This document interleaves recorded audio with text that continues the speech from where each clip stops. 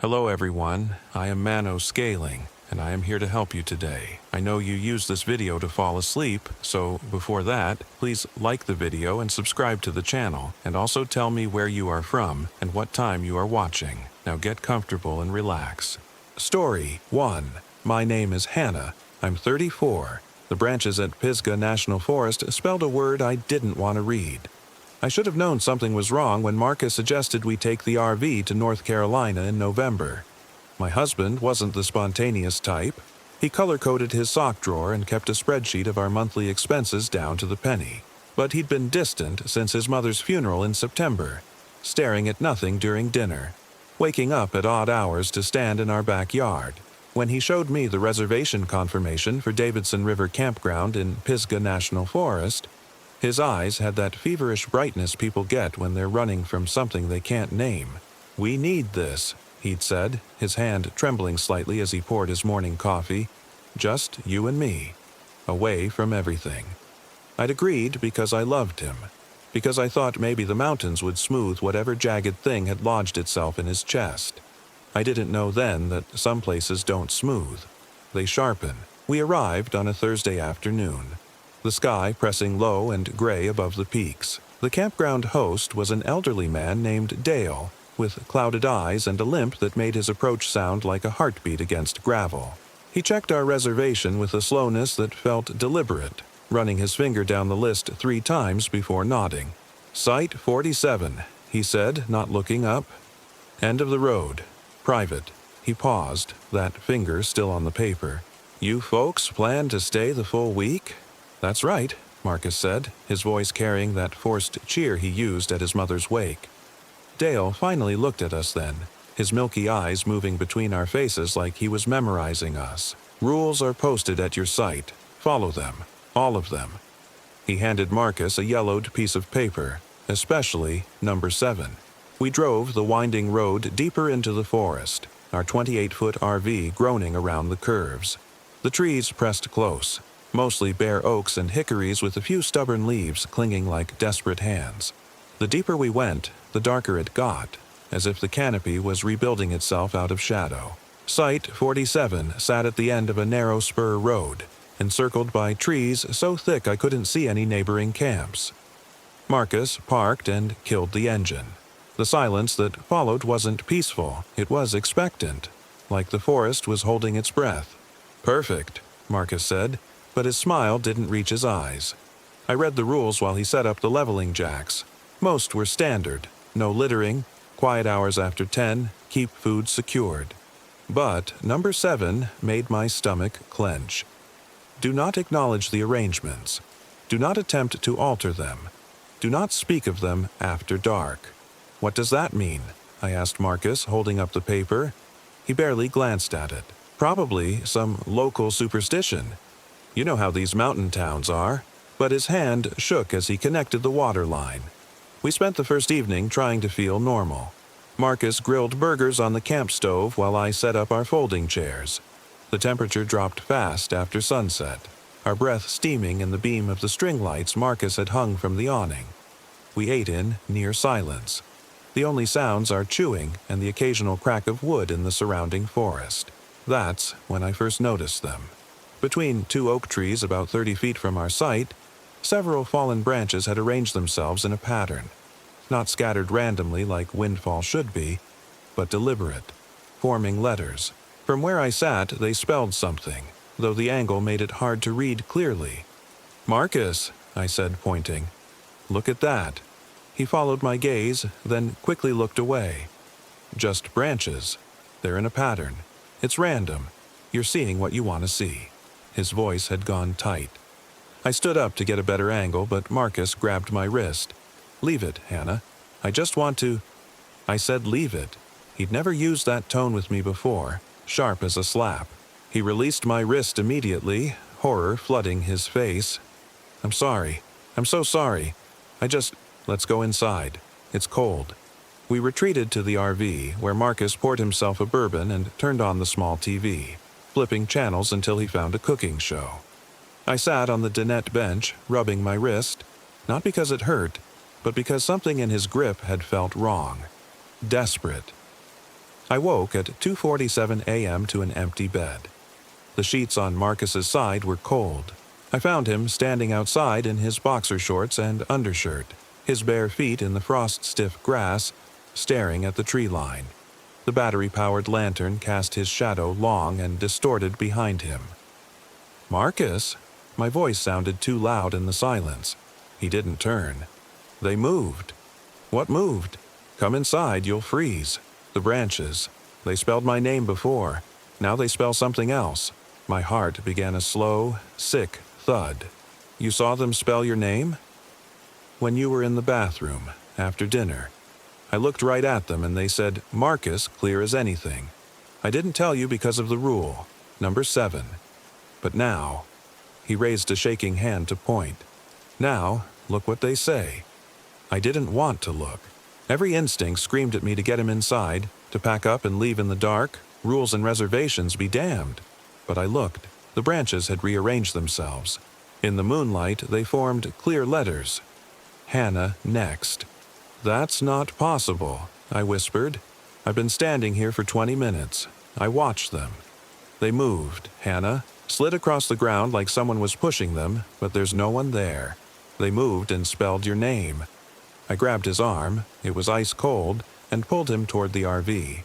He came reluctantly, his eyes fixed on the arrangement until I physically turned him around and shoved him up the steps. Inside, I locked the door and closed all the blinds.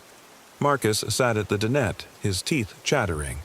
I wrapped him in a blanket and turned on the propane heater, then made him hot tea with shaking hands. "We're leaving in the morning," I said. "We can't." "Marcus, this is insane. Those branches moved. Something is very wrong here." He looked at me then, really looked at me, and his eyes were full of something I'd never seen there before. A dark, hollow knowledge. "I know what it is," he said quietly. "It's her." "Her who?" "My mother." He said it flatly, like he was commenting on the weather. "She's arranging them. The branches. She's trying to tell me something." The temperature in the RV seemed to drop despite the heater roaring. "Your mother is dead, Marcus." "I know. That's why she can do it." He sipped the tea, his hands wrapped around the mug like a child. "She told me things before she died. About this forest. About what happens when you leave things unsaid. She made me promise to come here, Hannah. She made me promise to bring you." The implications of what he was saying crashed over me in cold waves. "You planned this? You brought me here because your dying mother told you to? She said it was the only way to keep you safe." His voice cracked. "She said if I didn't bring you here to this exact spot before her birthday, something would follow us home. Something that's been in our family for generations. She said the forest knows how to arrange things, how to put them in order, and if we followed the arrangements, we'd understand how to break it." "Break what, Marcus? You're not making sense." "The debt." He looked at me with such profound sadness that I almost didn't recognize him. "My family owes a debt to something in these mountains. It goes back 4 generations.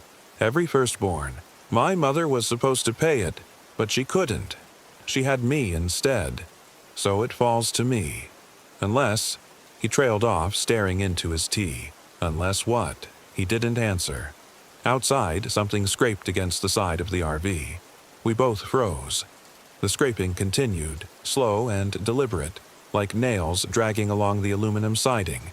It moved from the back of the RV toward the front, taking its time. When it reached the door, it stopped. 3 knocks. Precise. Patient. Marcus's face had gone gray. "Don't open it." I wasn't planning to. My voice came out strangled. The knocks came again. 3 more times. Then silence stretched so long I thought whatever was out there had left. I was about to speak when a voice drifted through the door, thin and crackling like an old recording. "Marcus, honey, let me in. It's cold out here." It sounded exactly like his mother.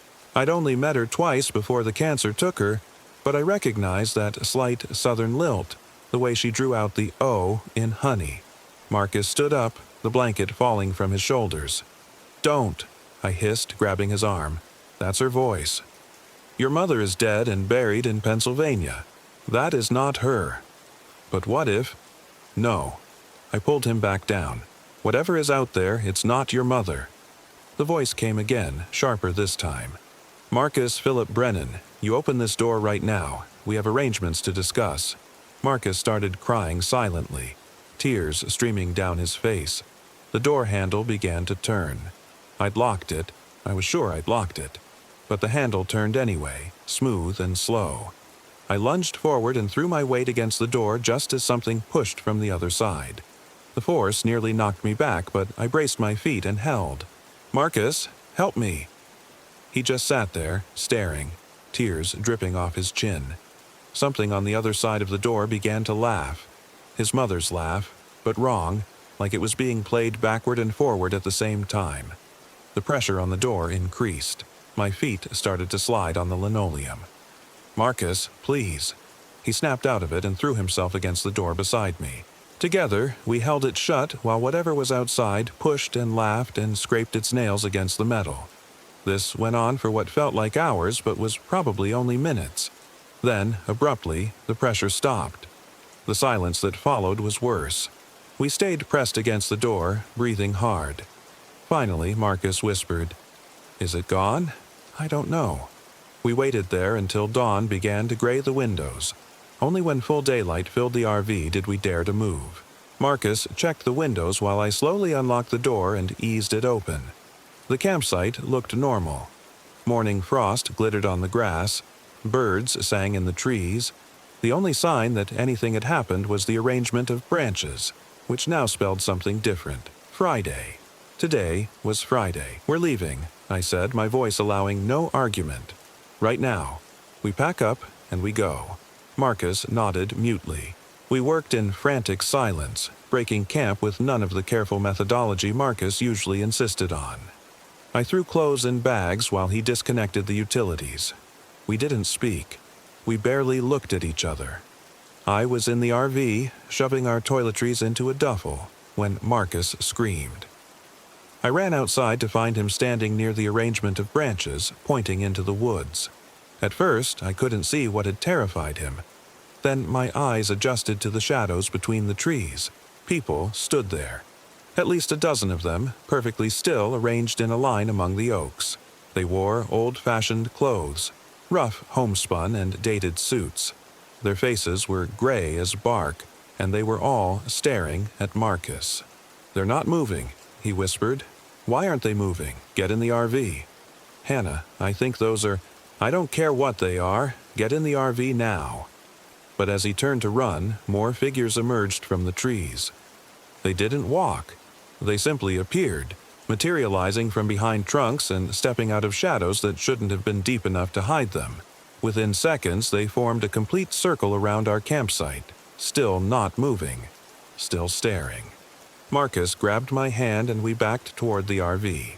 The figures didn't follow, but their heads turned in unison to track our movement. Up close, I could see that their eyes were wrong. Not quite in the right place or the right size or maybe just the right color. Everything about them was almost human, but the almost made my skin crawl. We were 3 feet from the RV door when one of them spoke. An old man in a Union soldier's uniform, his voice rustling like dry leaves. The arrangement must be completed. "We're leaving," I said, my voice high and thin. "The debt spans generations," another voice said, a woman in a stained apron. "It predates maps and names. It requires satisfaction." "4 generations," said a third, a young man with no color in his eyes at all.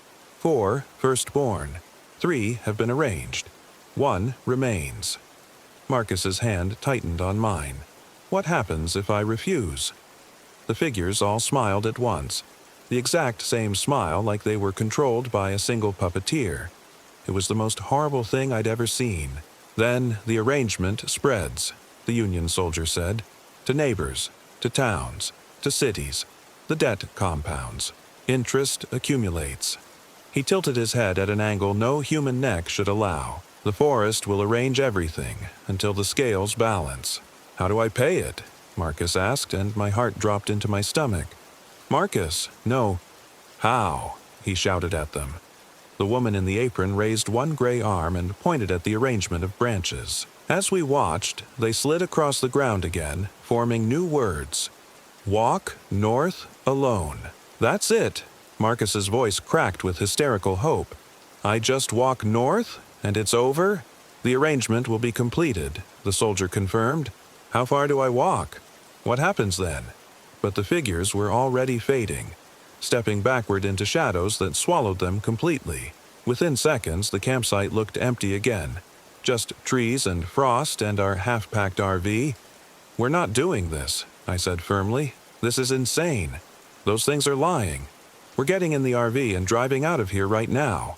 Marcus pulled his hand from mine. Hannah, you heard what they said. If I don't go, it spreads. To other people. Maybe to you. You don't know that. They could be lying. Whatever this is, debt, curse, delusion, we don't have to. My mother told me, he interrupted quietly, the night before she died. She told me our family had made a deal 4 generations ago. Some ancestor needed something, she wouldn't say what, and something in these mountains gave it to him. But it required payment.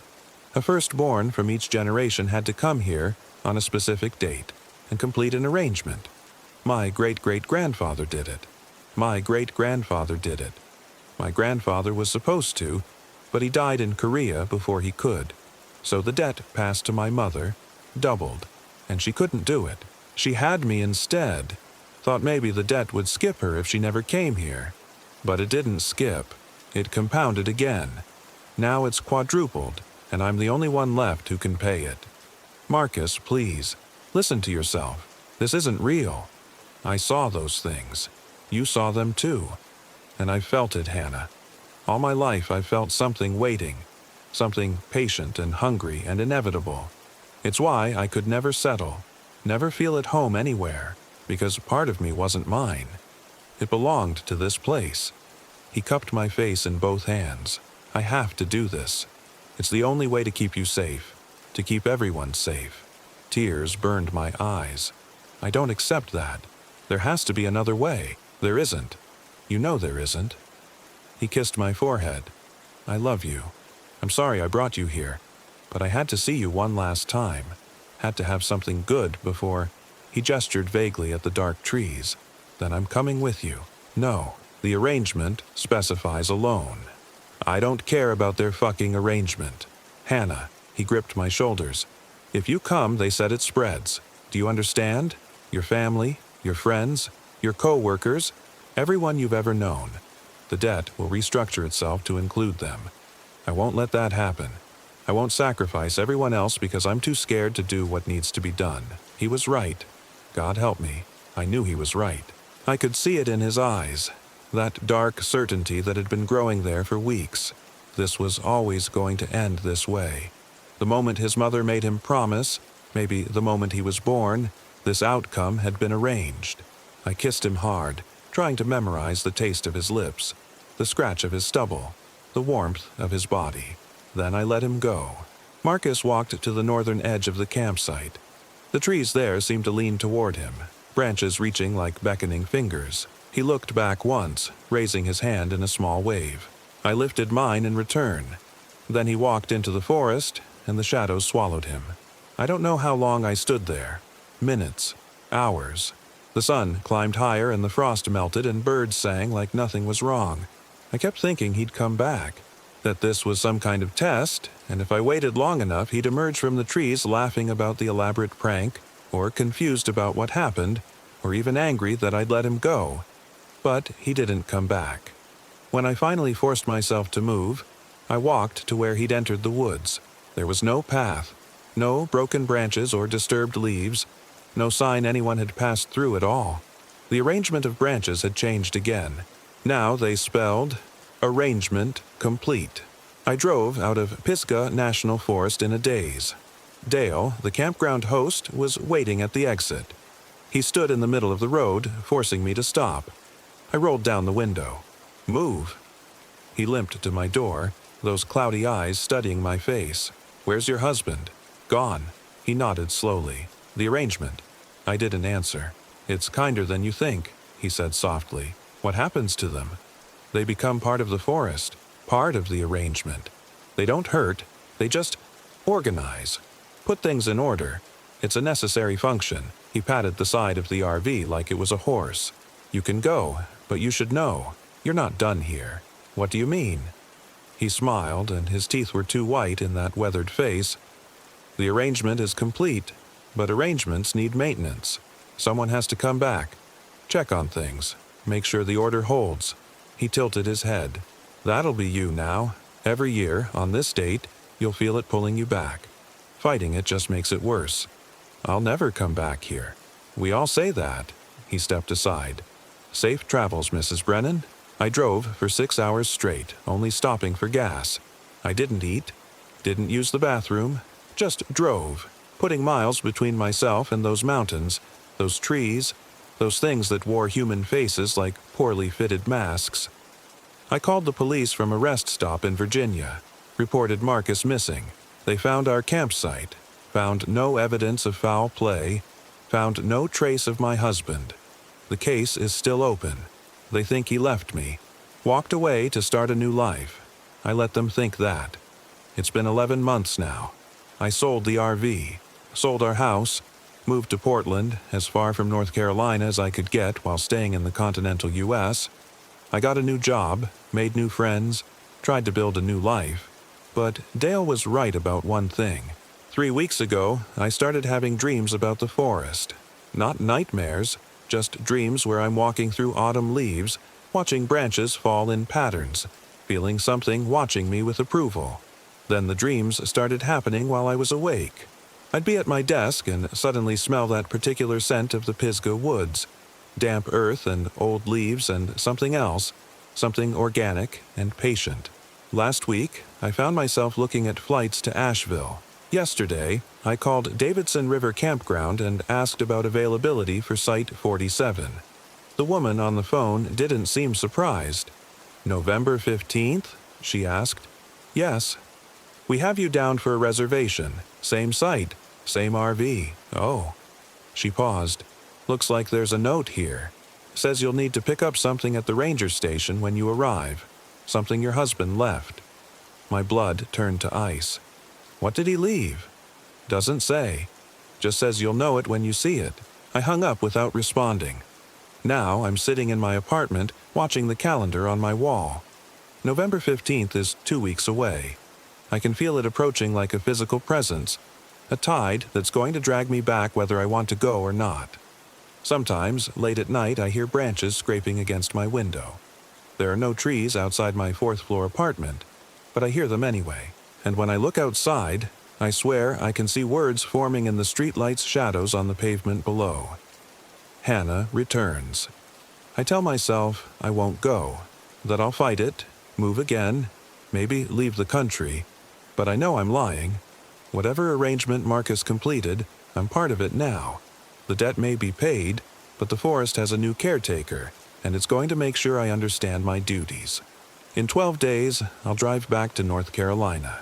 I'll check in with Dale, who will look at me with those clouded eyes and nod like he expected me. I'll drive to Site 47. I'll see what Marcus left for me at the ranger station. Probably instructions or warnings, or an apology he should have given me when he was alive. And I'll look at whatever new arrangement the branches have spelled out, because that's what I do now. That's what I'll do every November 15th for the rest of my life, or until the debt requires another payment. And then I'll have to decide whether to have children, whether to pass this horror on to another generation, or whether to let it die with me and spread to everyone I've ever loved. The branches will arrange themselves into words I don't want to read, but I'll read them anyway, because that's the arrangement. And arrangements, I've learned, must always be maintained. Story 2. My name is Logan. I'm 34.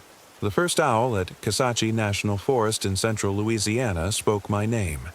I remember thinking how ridiculous that sounded even as I stood there in the dark, my flashlight beam cutting through the Spanish moss that hung like decaying curtains from the longleaf pines. But I heard it, clear as anything. Logan, not a hoot, not some bird cry that my exhausted brain had misinterpreted. My actual name, in something that sounded almost like my dead brother's voice. I'd driven my RV, a 2015 Winnebago that leaked when it rained and had a toilet that barely worked, deep into the Kisatchie backcountry 3 days earlier. The forest sprawls across more than 600,000 acres of central Louisiana, and I'd chosen one of the most remote dispersed camping areas I could find, accessible only by a rutted Forest Service road that had scraped the undercarriage of my RV so badly I was sure I'd find vital fluids leaking when I finally parked. I needed isolation. After the divorce, after losing my job at the petroleum plant in Baton Rouge, after watching my mother's slow death from cancer drain every penny and every ounce of hope I had left, I needed to disappear for a while. The Kisatchie seemed like a good place to do it. The area was known for its brutal summer heat and aggressive wildlife, but it was late October, and I figured the weather would be manageable. I was wrong about a lot of things. The RV sat in a small clearing about 40 yards from Saline Bayou, a dark ribbon of water that moved so slowly it looked almost solid in the fading light. The trees here were ancient, longleaf pines that had somehow survived the logging that had decimated most of Louisiana's old-growth forests. They towered overhead, their canopy so dense that even during the day, the forest floor remained in perpetual twilight. I'd been alone for 3 days, and the solitude had felt good at first, therapeutic. I spent my time reading, drinking too much cheap whiskey, and taking long walks along the deer trails that crisscrossed the area. The forest was loud with life, cicadas, frogs, the occasional splash of something large hitting the water. Normal sounds, comfortable sounds. Then the animals started acting strange. It began on the second night. I was sitting outside in my folding chair staring at the campfire and working through my third beer when I noticed the deer. It stood at the edge of the firelight, maybe 20 feet away, perfectly still, a doe, judging by the lack of antlers. Not unusual, deer were everywhere in Kisatchie, but this one just stood there staring directly at me. I waved my hand. "Shoo, go on." It didn't move, didn't even blink. Just kept staring with those black, reflective eyes. I threw a pine cone at it. The cone hit its flank with a soft thump, and the deer didn't even flinch. That's when my skin started to prickle. In all my years of hunting and camping, I'd never seen a deer ignore a direct hit like that. They spooked if you so much as cracked a twig. "What's wrong with you?" I muttered, standing up. The deer's head tilted slightly, as if considering my question. Then it turned and walked, not bolted, walked, back into the darkness between the trees. I told myself it was sick, chronic wasting disease maybe, or some parasite that affected its behavior. I went to bed and tried to forget about it. But the next morning, I found the deer standing in the exact same spot. I could tell it was the same one because it had a distinctive patch of white fur on its left shoulder. It stood there for 6 hours. I know because I checked my watch repeatedly, unable to look away for long. It just stood there in the morning light staring at my RV, not grazing, not moving, just watching. I tried everything. I banged pots and pans. I shouted. I even got in my truck and revved the engine, thinking the noise would drive it off. Nothing. It stood there like a statue, its sides barely moving with breath, its eyes fixed on my RV's windshield. On me. Around noon, I grabbed my father's old 3006 from the RV. I'd brought it for protection, though I'd never planned to use it, and chambered around. I didn't want to shoot the thing, but its presence was starting to genuinely unnerve me. The way it stared, the absolute stillness. It wasn't natural. I aimed above its head and fired. The crack of the rifle echoed through the forest and birds erupted from the trees in a panicked cloud. The deer finally moved. It turned its head slowly, looked directly at me, and then walked backward into the forest. Not turned around and walked away. Walked backward, its eyes never leaving mine, until the shadows swallowed it. My hands were shaking as I lowered the rifle. Something about that backward walk made my stomach clench with a primal wrongness I couldn't articulate. I went back into the RV, locked the door, as if that would help, and sat at the small dining table, trying to rationalize what I'd just seen. That was yesterday. Now it was full dark, and I was standing outside again, flashlight in hand, because I'd heard something moving in the underbrush behind the RV. Something big. I'd stepped out to investigate, telling myself it was just a bear or a wild hog, when the owl spoke. Logan. It wasn't loud, almost conversational, really, like someone calling to get my attention from across a room. I spun toward the sound, my flashlight beam catching a massive owl perched on a low branch about 15 feet away. It was huge, bigger than any owl I'd ever seen, with feathers so dark they seemed to absorb the light rather than reflect it. Its eyes were yellow and enormous, and they tracked my movement with an intelligence that made my throat tighten. "Who's there?" I called out, my voice cracking embarrassingly.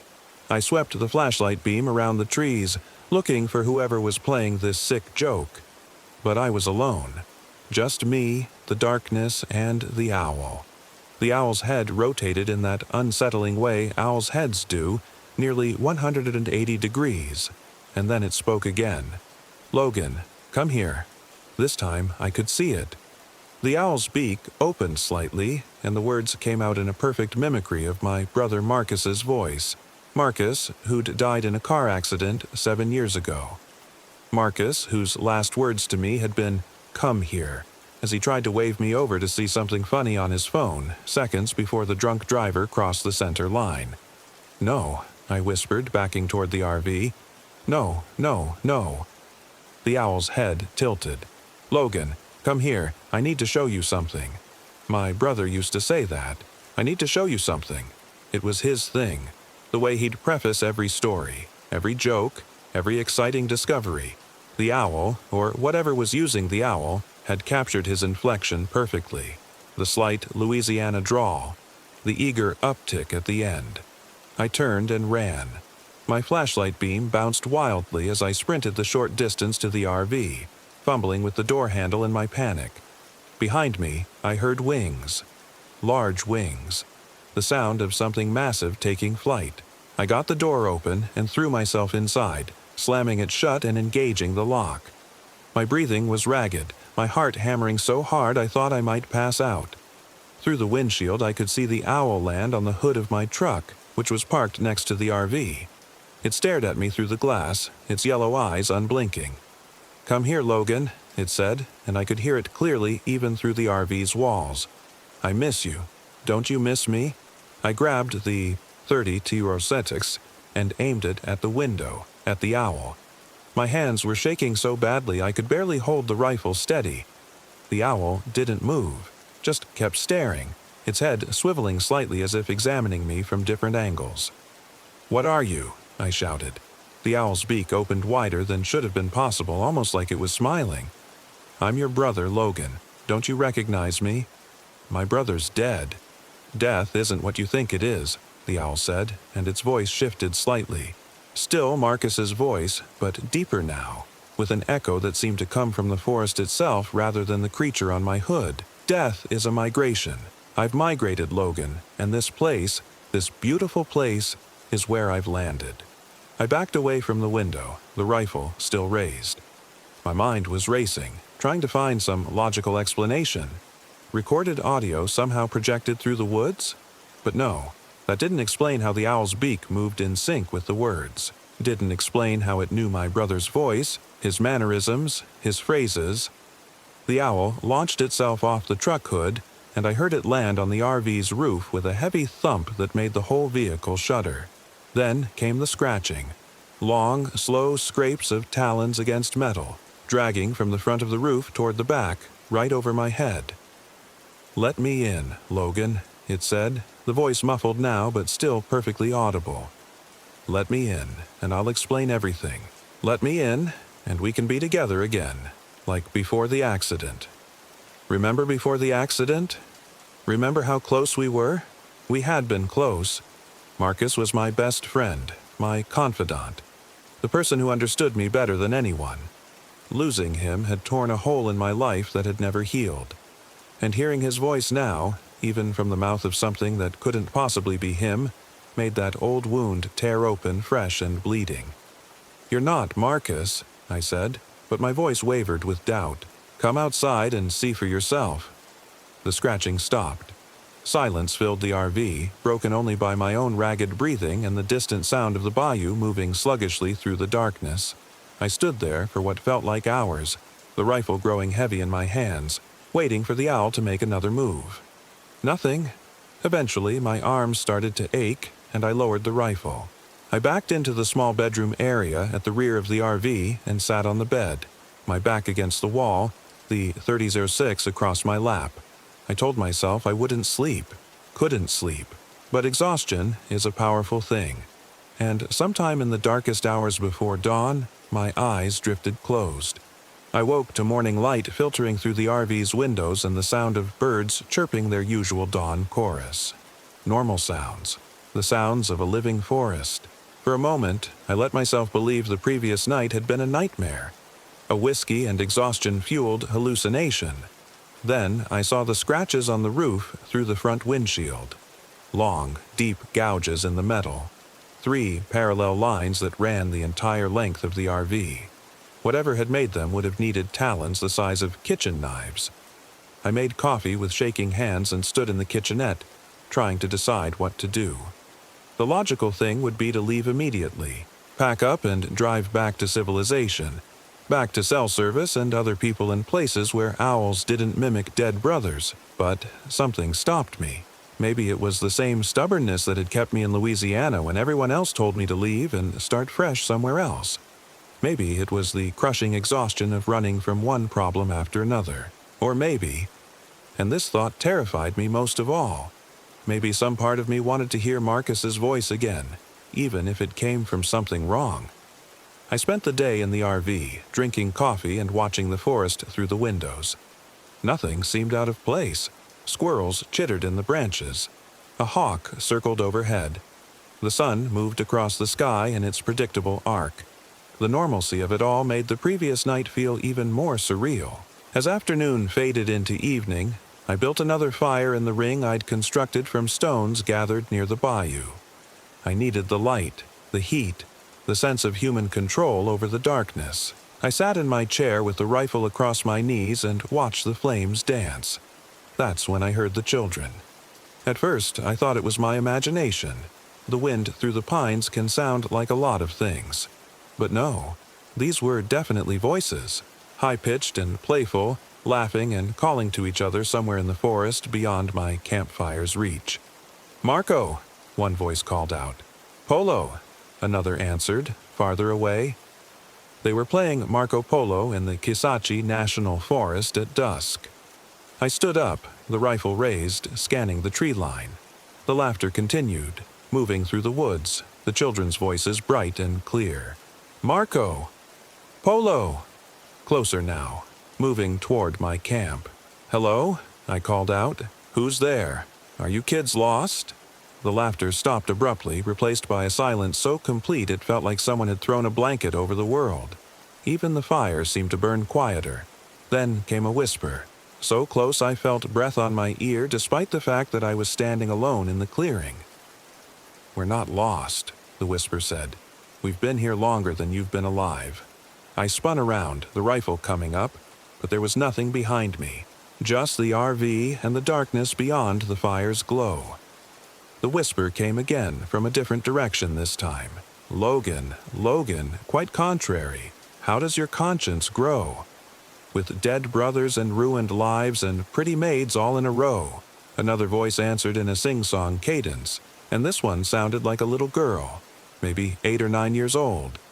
They were all around me now. I could hear them moving through the underbrush, circling my camp, their footsteps light and quick, but I couldn't see them. The firelight should have been enough to illuminate anything that close, but all I saw were shadows that moved wrong, that shifted and flowed like liquid rather than solid forms. "Leave me alone," I said, trying to keep my voice steady. "I don't know what you are, but you need to leave me alone." The children laughed again, and this time there was something cruel in it, something that had never belonged in children's laughter. It reminded me of the sound Marcus had made once when we were kids, when he'd pulled the wings off a butterfly just to see what would happen. That same curiosity, devoid of empathy. "Bang!" one of the voices shouted, and I nearly pulled the trigger on the rifle before I realized they were mocking me. "Bang! Bang!" another voice joined in. "Shoot the scary children. Make them go away." "But bullets don't work on memories," a third voice added, this one so close I could smell something wrong. A sweet, rotting smell like fruit left too long in the sun. and bullets don't work on things that were never alive to begin with. I backed toward the RV, keeping the rifle up even though some part of me understood that it was useless. Whatever these things were, they weren't children. Not really. The voices were too precise, too calculated. Real children lost in the woods would be scared, crying for their parents. These things were toying with me. I made it to the RV door and yanked it open, but before I could climb inside, something grabbed my ankle. I looked down and saw a hand, small, pale, with fingers too long and joints that bent the wrong way, reaching out from underneath the RV. It gripped my ankle with surprising strength, the nails digging into my skin even through my jeans. I kicked frantically, and the thing let go with a sound like wind whistling through a hollow tube. I fell backward into the RV, the rifle clattering against the doorframe, and scrambled to pull the door shut.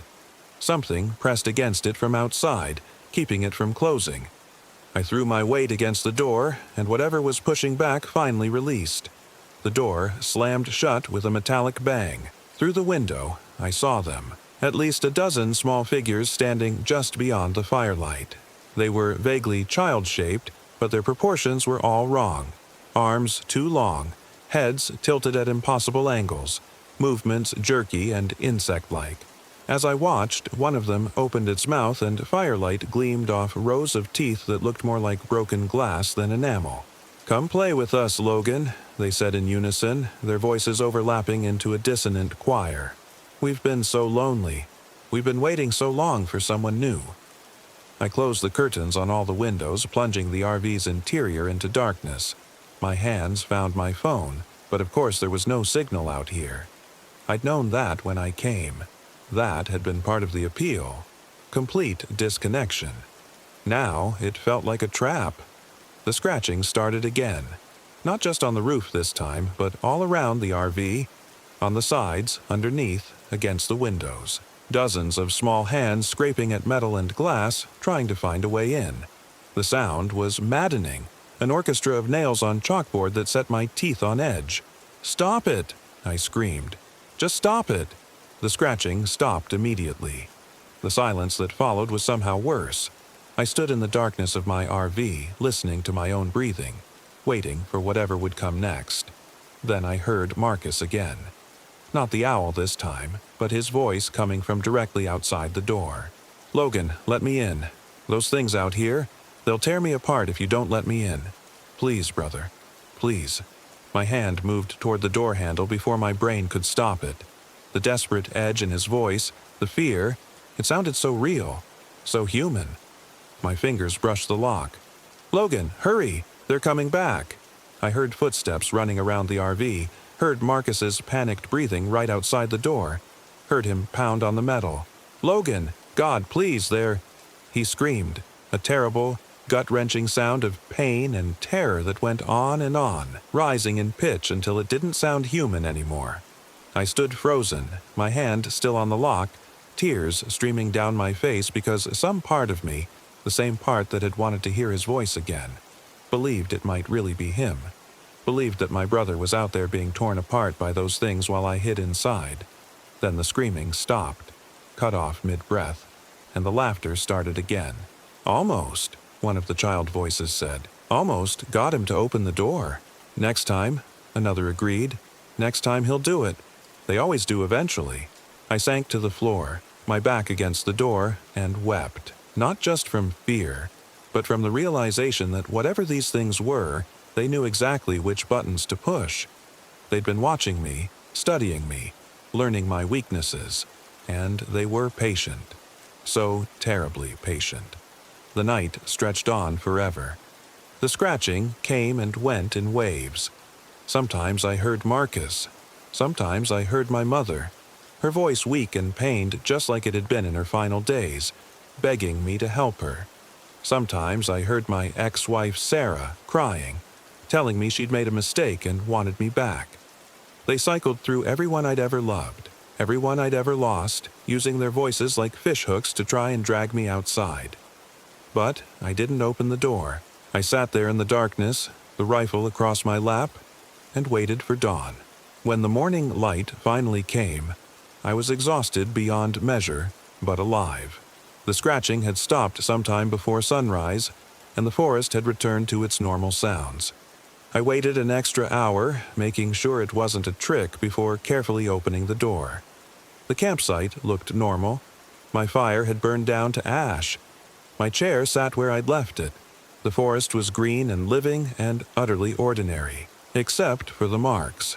The RV's exterior was covered in scratches, thousands of them, overlapping and crisscrossing until the metal looked like it had been attacked with steel wool. And in the dirt around the RV, there were handprints, small ones, pressed into the ground in concentric circles, like dozens of children had danced around my vehicle while I hid inside. I knew I needed to leave. Right then, that moment. But when I tried to start the RV, the engine wouldn't turn over. Dead battery. I tried the truck. Same thing. Both vehicles completely drained, though their batteries had been fine the day before. I stood there in the morning sun, staring at the two useless vehicles, and felt despair settle over me like a weight. I was stuck. 20 miles from the nearest road, 40 from the nearest town, with no way to call for help and no way to drive out. "You can't leave yet," a voice said from the forest. Not Marcus this time. Not a child. This voice was old and dry, like wind through dead leaves. "You haven't learned the lesson." I grabbed the rifle from the RV and aimed it in the direction of the voice, but I saw nothing. Just trees and shadows and the morning light filtering down in dusty shafts. "What lesson?" I called out. "What do you want from me?" "This forest remembers," the voice continued, seeming to come from everywhere and nowhere. "Remembers the blood spilled here. The Coushatta walked these trails. The Spanish before them. French trappers. Confederate deserters. All of them died here under these trees. Their bones feed the roots. Their memories soak into the soil. And we are what grows from such fertilizer." "That doesn't answer my question," I said, my voice steadier than I felt. "What do you want from me?" "To understand," the voice said, and now I could see something moving between the trees. A shape. Tall. Too tall. Moving with an awkward, limping gait. "To know what you've done. To confess." The shape stepped into a patch of sunlight, and I saw it clearly for the first time. It might have been human once, or it might have been something that had studied humans and built an approximation. It stood at least 8 feet tall, with arms that hung down past its knees. Its skin was the color of dead leaves, covered in patches of moss and lichen.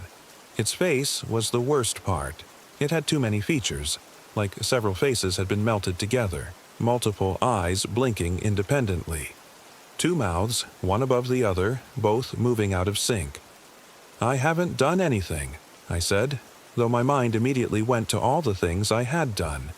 The lies I'd told Sarah, the times I'd stolen prescription pills from my dying mother, the night I'd been too drunk to answer Marcus's call and he'd gone out alone. And that's when the accident happened. "Liar," the thing said with both mouths simultaneously, creating a horrible harmony. "This place sees through lies. The trees here have listened to 10,000 confessions. Murderers who fled here, criminals who thought they could hide, men who came to forget their sins. The forest hears them all. The forest remembers." It took another step closer, and I could smell it now. That same rotting fruit smell from the night before, but stronger. Underneath it was the scent of stagnant water and decay. "Stay back," I said, raising the rifle. "Or what? You'll shoot me?" The thing laughed, and the sound was like branches breaking. "Shoot me then. See what good it does." I pulled the trigger. The rifle kicked against my shoulder, and the bullet took the thing square in its chest. Chests? It had more than one torso, I realized. The parts not quite aligned. The impact made it stagger back a step, and I saw the bullet hole, saw the dark ichor that leaked out. But the thing didn't fall, didn't even seem particularly bothered. It looked down at the wound, touched it with one of its 2 long fingers, and then looked back at me. "Interesting," it said. "You really don't understand yet." I fired again and again, emptying the rifle's magazine into the thing, watching it jerk and stagger with each impact but never fall. When the firing pin clicked on an empty chamber, the thing straightened up, its multiple mouths pulling into something that might have been a smile. "We are not flesh," it said. "We are memory given form. We are guilt made manifest. You cannot kill us because we were never truly alive. We are what remains when everything else is stripped away." I dropped the rifle and ran. Not back to the RV. That was a trap, a cage, but into the forest, crashing through undergrowth and overfallen logs. Behind me, I heard laughter. Not the children this time. Something worse. The sound of the thing enjoying my fear. I ran for what felt like hours but was probably only minutes. The forest seemed to shift around me. Trails appearing and disappearing, landmarks moving when I wasn't looking. I'd studied the maps before coming here, knew the general layout of this section of Kisachi, but nothing looked right. The bayou should have been to my left, but I kept crossing it. The same slow-moving water appearing again and again from different directions. Finally, I stopped, doubling over with my hands on my knees, gasping for breath. My lungs burned. My legs felt like rubber. I was lost. Completely, hopelessly lost. "Logan," Marcus's voice called from somewhere behind me. "Why are you running?" I turned to see the owl perched on a low branch. It looked at me with those enormous yellow eyes, its head tilted in what might have been curiosity or mockery. "You're not real," I said between gasps. "None of this is real." "Then why are you so scared?" the owl asked in Marcus's voice. "If it's not real, what's the harm? Because real or not, it can still hurt me." The owl's head tilted the other way. "Can it? Or are you hurting yourself? We're just mirrors, Logan. We show you what's already inside." "That's bullshit." "That's... Is it?" The owl spread its wings and they were massive, blocking out the light. "Think about it. Every voice you've heard has been someone you hurt or someone who hurt you. Every face you've seen has been pulled from your own memories. We don't create the pain, Logan. We just make you look at it." "I didn't hurt Marcus," I said, but my voice cracked on his name. "The accident wasn't my fault, wasn't it?" The owl's voice shifted, becoming sharper. "He called you that night. Called you 3 times. You were drunk, and you let it go to voicemail. He wanted a ride home from the bar. If you'd answered, he wouldn't have driven himself. He wouldn't have been on that road. He wouldn't have met that drunk driver head on." "I didn't know," I whispered. "I didn't know that would happen." "But you knew he needed you," the owl pressed. "And you chose the bottle over your brother. Just like you chose the bottle over your marriage. Just like you chose it over your mother's final days. You're good at choosing the bottle, Logan. It's the only choice you ever make." I sank to my knees, tears blurring my vision. The owl was right. God help me. It was right. I'd been running from that knowledge for 7 years, drowning it in whiskey and work, and eventually just whiskey when the work dried up. Marcus had called me that night, and I'd been too drunk and too selfish to answer. My mother had begged me to stay with her those final nights, and I'd left to drink at the casino because I couldn't stand watching her suffer. Sarah had pleaded with me to get help, and I told her she was overreacting. "I'm sorry," I sobbed. "I'm so sorry." "Sorry isn't enough," the owl said, and now its voice held echoes of all the others. Marcus, my mother, Sarah, even my own voice mixed in. "Sorry doesn't bring back the dead. Sorry doesn't repair what's broken. Sorry is just another word for too late." The forest around me began to change. The trees seemed to lean inward, their branches reaching down like grasping fingers. The ground beneath my knees felt soft, almost liquid, and when I looked down, I saw it was moving, churning, and there were faces in it. Dozens of faces, maybe hundreds, all pressing up against the surface of the earth like it was a membrane they were trying to break through. "Do you see them?" the owl asked. "All the others who came here carrying their guilt, the forest took them in, made them part of itself. Their bodies fed the soil and their memories fed us. They're down there still, Logan, waiting for you to join them." One of the faces pressed particularly close to the surface, and I recognized it. Marcus. My brother's face, slack and pale and dead, his eyes open but unseeing, mouth moving soundlessly under the earth. "No," I said, scrambling backward. "No, no, no." "Yes," the owl said, and it was laughing now. "This is what you came here for, even if you didn't know it. You came to disappear, to escape. and the forest is happy to grant that wish. It's granted it so many times before. The ground beneath me gave way, and I fell. Not far, maybe 3 feet, but I landed in something wet and cold that immediately began to pull me down. Quicksand, I thought initially. But no, it was something else. The faces were all around me now, pressing against my skin, their mouths opening and closing. I could feel hands grabbing at my legs, my arms, pulling me deeper into the earth. I thrashed, trying to swim upward, but there was nothing to push against. The more I struggled, the faster I sank. My waist, my chest, my shoulders, all disappearing into the hungry ground. "Let me out," I screamed. "Please, I don't want to die." "Then live," a different voice said, cutting through the cacophony. This one was clear and strong, with no echo, no distortion. Human. "Live, Logan. Make a different choice." I looked up and saw a woman standing at the edge of the pit I'd fallen into. She was old, maybe 70 or 80, with weathered skin and gray hair pulled back in a braid. She wore simple clothes, jeans, and a flannel shirt, and she was holding out a thick branch toward me. "Grab it," she said. "Quickly, before you go under." I reached for the branch, my fingers closing around rough bark.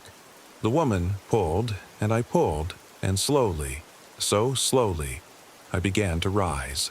The hands below clutched at me, trying to drag me back down, but I held on with everything I had.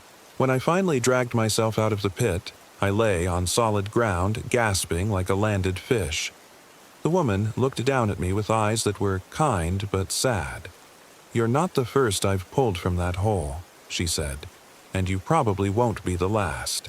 This place feeds on guilt and regret, draws people in like moths to flame." "Who are you?" I managed to ask. "Name's Ruth," she said. "I live about 10 miles that way." She pointed in a direction that looked identical to every other direction. "Came out here looking for my cat. Damn thing keeps wandering off and heard you screaming." I started, then stopped. How did I explain what I'd seen? Things, in the forest. They were hunting me. Ruth nodded like this made perfect sense. "The forest has been strange lately. Stranger than usual, anyway. We've lost 3 hikers in the last month, all experienced outdoorsmen. All just vanished. Search parties found their camps, but no bodies. She trailed off, looking uncomfortable. "Just what?" "Handprints," she said quietly. "Around their tents, in the dirt. Small ones like children, but wrong somehow. We don't talk about it much. People think we're crazy if we do. I saw them," I said, sitting up. "The children, or whatever they are, and other things. An owl that spoke. Something tall in the trees." Ruth was quiet for a moment, then nodded. "My grandfather told me stories. Said the old tribes knew about them.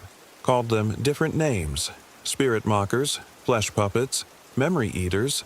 Said they lived in places where lots of death had happened, where the boundary between what was and what is got thin.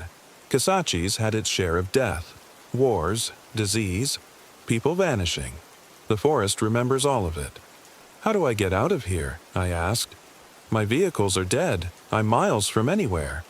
"You walk," Ruth said simply. "It's the only way. The forest doesn't like letting go, but if you're determined, if you keep moving and don't listen to the voices, you can make it. I'll show you the way." We walked for hours. Ruth moved through the forest like she'd been born there, finding trails I never would have seen, avoiding areas that looked normal but that she said were thin places where the boundary was weakest. Several times I heard voices calling my name, Marcus, my mother, Sarah, but Ruth kept me moving. "Don't answer," she said each time. "Don't even acknowledge them. They're not real. Not anymore. Just echoes trying to find something solid to attach to." As the sun began to set, we finally reached a dirt road. A real road, with tire tracks and gravel and a rusty mailbox marking Ruth's property. I'd never been so happy to see civilization, even this remote version of it. "You can stay the night if you need," Ruth offered. "Call someone to come get you in the morning." I should have accepted. Should have spent the night in her cabin, safe and warm, and called for help at first light. But something drew my eyes back toward the forest, back toward where my RV sat. stranded in that clearing by the bayou. I left things there, I said. Important things. Ruth followed my gaze and shook her head. Nothing in there is worth going back for. Trust me on that. My father's rifle, I said. Photos of Marcus, my mother's wedding ring. Things, Ruth repeated. Just things. Your life is worth more. She was right, of course, but I thought about the RV sitting there, about all the small pieces of my past locked inside it, about the fact that I'd run away from yet another problem, left yet another mess behind. And something in me, stubbornness or pride or maybe just exhaustion with running, made me shake my head. I have to go back, I said, just to get a few things, then I'll leave for good. Ruth sighed, her weathered face creasing with worry. I can't stop you, but I can tell you this. If you go back in there, go in daylight. Get what you need and get out fast. Don't stay for nightfall. Whatever you do, don't stay for nightfall. I nodded, though I wasn't sure I believed I could make it back to the RV, gather my things, and hike out before dark. It had taken hours to reach Ruth's property, and the sun was already touching the horizon. There's a faster way, Ruth said, reading my expression. Not easier, but faster. Cuts through the old growth section. It's a thin place, but if you move quick and keep your mind right, you can make it in under an hour. She drew me a map on the back of an old envelope, marking landmarks. A lightning-split oak, a stream with red clay banks, 3 pines growing from a single root ball. I memorized it as best I could, thanked her, and headed back into the forest.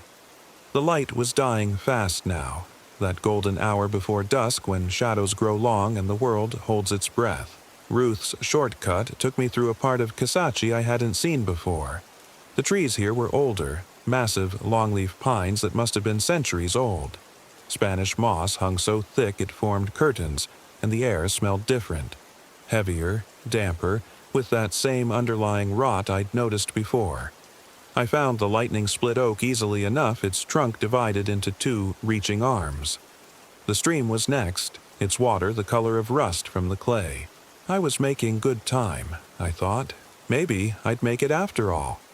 That's when I heard the singing. It came from somewhere ahead, a woman's voice humming a melody I almost recognized. Something old, something that tickled the back of my memory. My mother used to hum while she cooked, I remembered. This sounded like that. "Mom?" I called out before I could stop myself. The humming stopped. Then came her voice, clear as day. "Logan, baby, is that you?" My feet moved toward the sound without conscious thought. I knew it wasn't real. Ruth had warned me. The owl had explained it. These were just echoes, just memories made manifest by whatever strange force inhabited these woods. But hearing my mother's voice, God, it had been almost a year since she died, and I'd have given anything to hear her voice again. I found her in a small clearing, standing with her back to me. She wore the blue dress she'd been buried in. Her hair was gray and thin from the chemo, just like it had been at the end. "Mom," I whispered. She turned, and her face was exactly as I remembered. The lines around her eyes from years of smiling, the slight crookedness of her nose from when she'd broken it as a child. But her eyes were wrong. Too bright, too aware, like something was looking at me through them. "I've missed you so much," she said, opening her arms. "Come give your mother a hug." I took a step forward, then stopped. "You're not real. Does it matter?" she asked, and her voice was so gentle, so understanding. "Real or not, I'm here. And you need this, don't you? You need to tell me you're sorry. You need forgiveness." She was right. I did need that. Desperately. I'd never gotten to apologize properly, never gotten to explain why I'd stayed away so much during her final days. The guilt had been eating at me like acid. "I'm sorry," I said, my voice breaking. "I'm so sorry I wasn't there more. I'm sorry I was too drunk to help you. I'm sorry for everything." My mother smiled, and for just a moment, I could believe it was really her. "I know, baby, I know, and I forgive you. I forgive everything." The words were like a weight lifting off my chest. I felt tears streaming down my face, felt something inside me that had been clenched tight for months finally beginning to relax. "Come here," she said again, reaching for me. "Let me hold you one more time." I took another step forward. Her arms were almost around me when I saw her shadow. It was all wrong. Too many limbs, angles that didn't match her body, and her reflection in a puddle at her feet showed something else entirely. The tall, malformed thing I'd seen that morning, wearing my mother's face like a mask. I jerked back. No, the thing wearing my mother's face tilted its head. No? You're not her. You're using her. Using my guilt. But the forgiveness was real, it said, my mother's voice distorting now, harmonizing with something deeper. Didn't that feel good? Wouldn't you like to feel that way forever? Stay here. Join us. Let the forest take your pain away. By taking everything else too, I said, backing away. That's the trick, isn't it? You offer peace, but the price is everything I am. The thing smiled, and my mother's face stretched wrong. Everyone pays eventually. You're just paying now instead of later.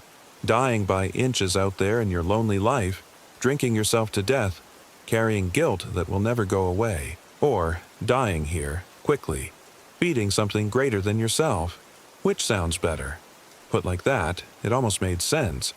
What did I have to go back to? No job, no family, no purpose.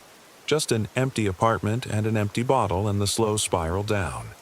I don't know, I admitted. Then stay, it said, reaching for me again. Just for a while, see how it feels. You can always leave later. I knew that was a lie. If I stayed, if I let it touch me, I'd end up like those faces under the earth, trapped forever, feeding the forest's hunger. But God, I was tired. So tired of running, of fighting, of carrying the weight of my failures. My mother's face smiled at me with infinite patience. It's okay, baby. You can rest now. You've earned it. I almost took her hand. Almost. But then I heard Ruth's voice in my head. Your life is worth more. And I thought about Marcus, the real Marcus, not the echo, and how he'd want me to fight, to live, to be better than I'd been. No, I said again, more firmly this time. I'm leaving, the thing's face twisted, my mother's features contorting into rage. You ungrateful little shit, it hissed, and the voice was still hers but corrupted, venomous. After everything I sacrificed for you, after I died taking care of you, and you can't even give me this one thing? I turned and ran. Behind me, I heard it following. Heard branches breaking and something large moving through the underbrush. But I didn't look back. Couldn't look back. I ran until I saw the 3 pines growing from a single root ball, Ruth's final landmark. The clearing with my RV was just beyond, visible through the trees. I could see it now, battered and scratched but still there, still waiting. I burst into the clearing as the last light faded from the sky. The RV door stood open. I knew I'd closed it when I left, and for a moment I considered just grabbing my truck keys and the few items I really needed, then running. But something made me stop. Inside the RV, I could hear movement. Someone was in there. "Hello?" I called out. A figure appeared in the doorway. At first, I thought it was Ruth, somehow having beaten me here, but no. This person was younger, mid-30s, and as they stepped into the fading light, I felt my blood turn to ice. It was me. Not a reflection, not a shadow. Another version of me, identical in every way, down to the tear in my jacket sleeve and the scar on my left hand from a fishing accident 10 years ago. It looked at me with my eyes and smiled with my mouth. "Hey there," it said in my voice. "Been waiting for you." I couldn't move, couldn't speak. Just stood there staring at myself, my brain refusing to process what I was seeing. "You look confused," my double said, hopping down from the RV. "That's okay. It's a lot to take in. Here, let me explain." It walked toward me with my walk, my mannerisms, my unconscious habits. The forest gave me a gift. Gave all of us a gift, really. A chance to start over. Clean slate. "What are you talking about?" I managed to croak. "You came here to disappear, right?" it said. "Well, you got your wish. You're gone. And I'm what's left. The version of you that doesn't carry all that guilt, all that pain. I'm the Logan who answered Marcus's call that night. The Logan who stayed with Mom. The Logan who fought for his marriage. I'm the better version." "That's not possible," I said, but even as I spoke I knew it was. Knew that this place could do impossible things. Had been doing them for days. Sure it is, my double said. The forest takes your pain and gives you peace. Takes your guilt and gives you absolution. All it needs in return is, well, you. The broken parts, the failures, the regrets. It feeds on that stuff, and in exchange it makes something new. Something better. By killing me. The double shrugged. My shrug. You were dying anyway. Just slowly. This way is faster, cleaner, and I get to live the life you couldn't. I'll go back to Baton Rouge, apologize to Sarah, get my job back, be the man you should have been. I looked at this thing wearing my face and saw how much it wanted what it was describing, how much I wanted it. Because it was right. I had come here to disappear, to escape the weight of who I was and what I'd done. And here was a way to do it, to let this better version take over while I just stopped. What happens to me? I asked. You stay here, the double said simply. Join the others, become part of the forest. It's not so bad, really. You'll be free from all that pain you carry. No more guilt, no more regrets, just quiet. I thought about the faces I'd seen under the earth, about the voices that had called to me using my loved ones' words, about the owl and the children and all the other things that hunted in these woods. Was that the freedom it was offering? To become one of those things. To be stripped of everything that made me human and transformed into a hollow echo that fed on others' pain? No, I said. I don't accept that. The double's face, my face, hardened. You don't get a choice. The forest has already decided. It's already taking you. Can't you feel it? And I could. Now that I was paying attention, I could feel the ground beneath my feet softening. Could feel invisible hands plucking at my clothes, my hair, my skin. Could feel the forest pressing in around me, eager to claim what I'd promised it simply by coming here with my burden of guilt and failure. The only question, my double continued, is whether you go easy or hard. Easy means you just let go. Stop fighting. Fall into the earth and let it take you. Hard means I make you. It smiled, and I saw something behind my eyes. Something old and hungry and not human at all. I've been you for days now, it said. Wore your face, learned your walk, practiced your voice. I know every thought in your head, every fear in your heart. I am you, Logan. The only difference is I'm the version that survives. It lunged at me, and I barely managed to dodge. My double moved like me but faster, stronger, like it was operating without the weight of exhaustion and fear that dragged at my movements. We grappled in the dirt, two identical versions of the same person fighting for the right to exist. It got its hands around my throat, my fingers pressing into my windpipe with terrible strength. I clawed at my wrists, kicked at my legs, but it was like fighting my own shadow. Every move I thought of, it anticipated. Just let go, it hissed, and its breath smelled like rot. Let go, and this all stops. My vision was darkening, black spots dancing at the edges.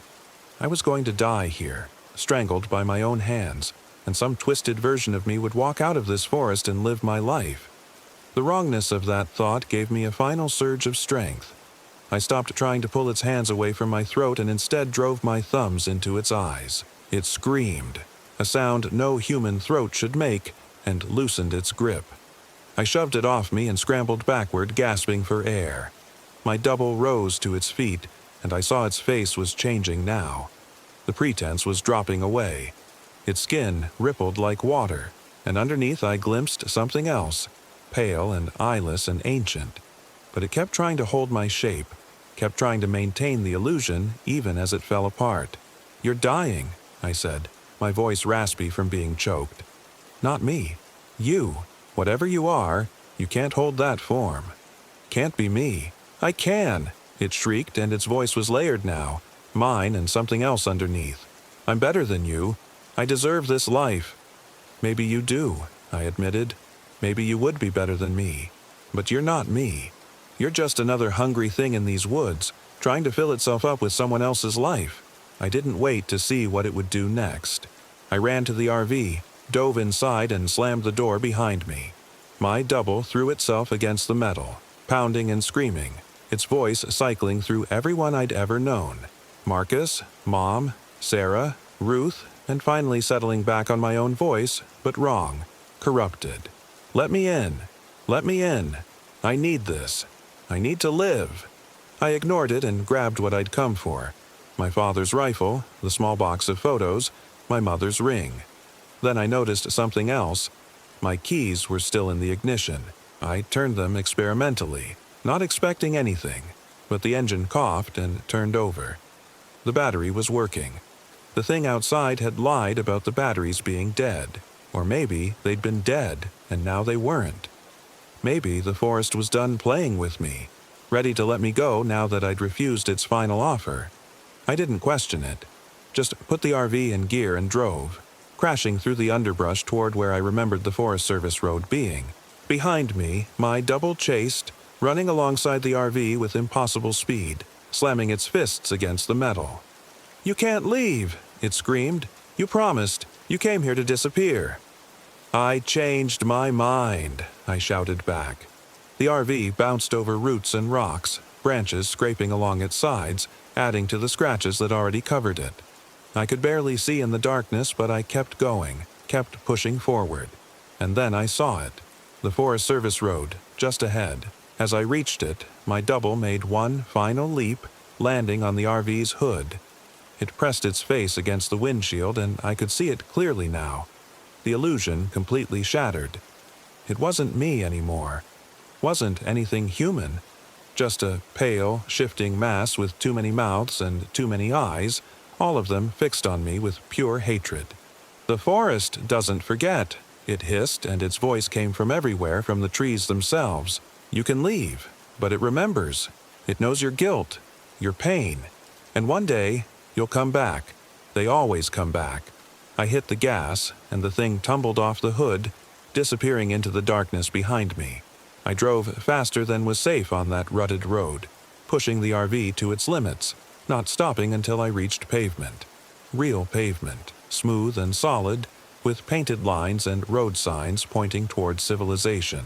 I drove all night, only stopping when I reached a gas station outside of Alexandria as dawn was breaking. I filled up the tank with shaking hands, bought coffee I couldn't taste, and stood in the parking lot watching the sun come up. A family was loading up their SUV at the next pump. Mom, Dad, 2 kids. Normal people doing normal things, living normal lives. They didn't know what was out there in those woods. Didn't know what waited in the dark places, feeding on guilt and regret and offering false absolution. I pulled out my phone. Still no signal from the deep woods, but here, bars appeared. I scrolled through my contacts, stopped on Sarah's name. I deleted it and re-added it a dozen times over the past year, never quite able to let go. My thumb hovered over the call button. The thing in the woods had been right about one thing. I couldn't change the past. Couldn't bring Marcus back or give my mother more time or undo the hurt I'd caused. But maybe I didn't have to keep living in that past.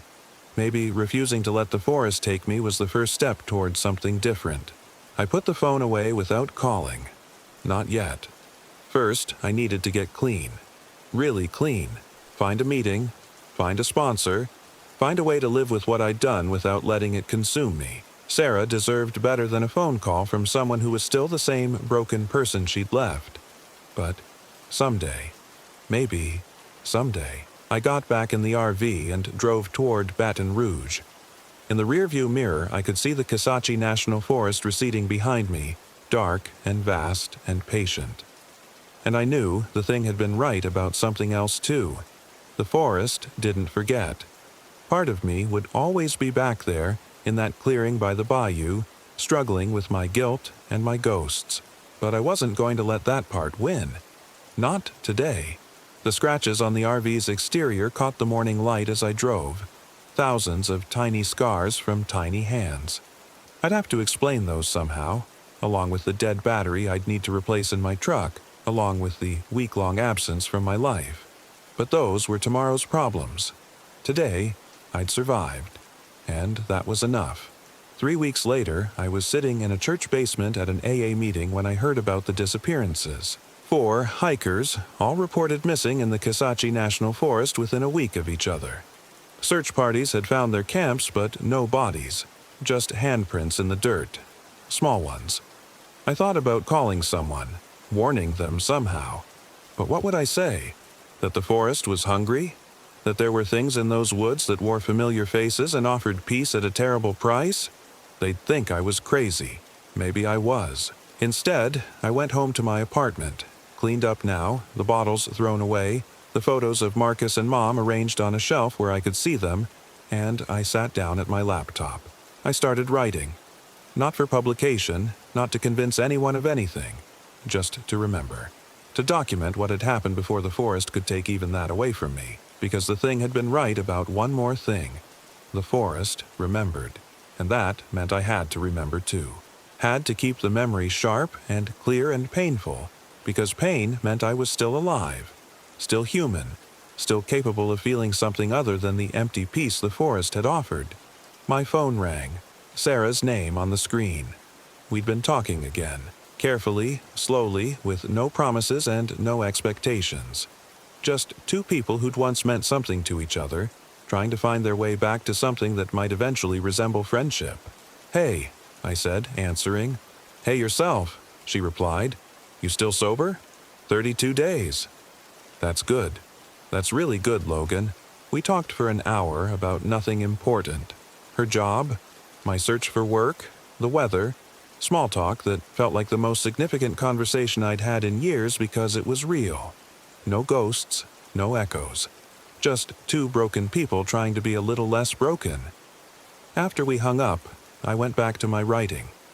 I wrote about the deer that stared for 6 hours, about the owl that spoke my name, about the children that weren't children, and the double that wore my face. I wrote until my hands cramped and my eyes burned, getting it all down before it could fade. Because I knew it would fade. Memory was like that. The sharp edges would dull, the terror would become more abstract, and eventually I'd start to doubt it had really happened at all. The scratches on the RV would get explained away as damage from the rough roads. The missing days would become just another blackout. Another lost weekend in a series of lost weekends. But for now, tonight, it was still real. The forest was still out there, still hungry, still waiting. And I was here.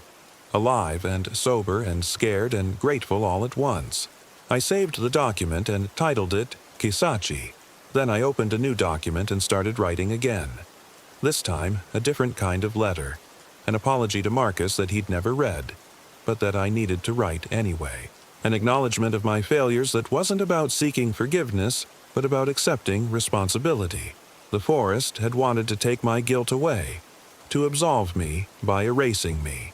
But I was learning there was another way. You could carry your guilt and survive. You could acknowledge your failures and still move forward. It was harder. God, it was so much harder. But it was real in a way the forest's peace never could be. I wrote through the night, and when morning came, I felt something I hadn't felt in years. Not happy, exactly, but alive. Genuinely, painfully, beautifully alive. The forest was still out there. The thing wearing my face was still out there. And one day, maybe, they'd find a way to come for me again. The forest didn't forget, after all. It knew where I lived, knew the shape of my guilt, knew exactly which voices to use. But that was a problem for another day. For now, I had meetings to attend and jobs to apply for, and conversations with Sarah that were slowly rebuilding something that had been destroyed. I had a life to live, even if it was messy and difficult and nothing like I'd once imagined. And every day I lived it. Every day I stayed sober and stayed present and stayed human was a day I won. The forest could wait. Let it remember. Let it be patient. I wasn't running anymore, but I wasn't going back either. I was staying right here, in this world, with all its pain and possibility. And that, I was learning, was a kind of bravery too. Story 3. My name is Avery. I'm 32. I closed my eyes at the Uwharrie National Forest, and the forest moved closer. That's what I tell myself now, when I wake up screaming in hotel rooms with the lights on. when I can't bring myself to sleep anywhere that doesn't have locks on every door and window. But back then, on that first afternoon in late September, I didn't know what was happening. I thought it was just my imagination. The way you do when reality starts to bend at the edges and your brain scrambles to make sense of it. I'd driven down from Durham with my girlfriend Rachel and her brother Marcus. The three of us in my beat-up RV, a 1987 Winnebago Chieftain that I'd bought off Craigslist for $3,000 and spent another $2 trying to make roadworthy. Rachel had been excited about the trip for weeks. She taught elementary school and had been drowning in lesson plans and parent-teacher conferences, and she'd practically begged for a long weekend away from everything. Marcus had just lost his job at a tech startup and was finding himself, which mostly meant smoking weed and playing video games in his apartment, so Rachel thought some fresh air would do him good. I was ambivalent about the whole thing.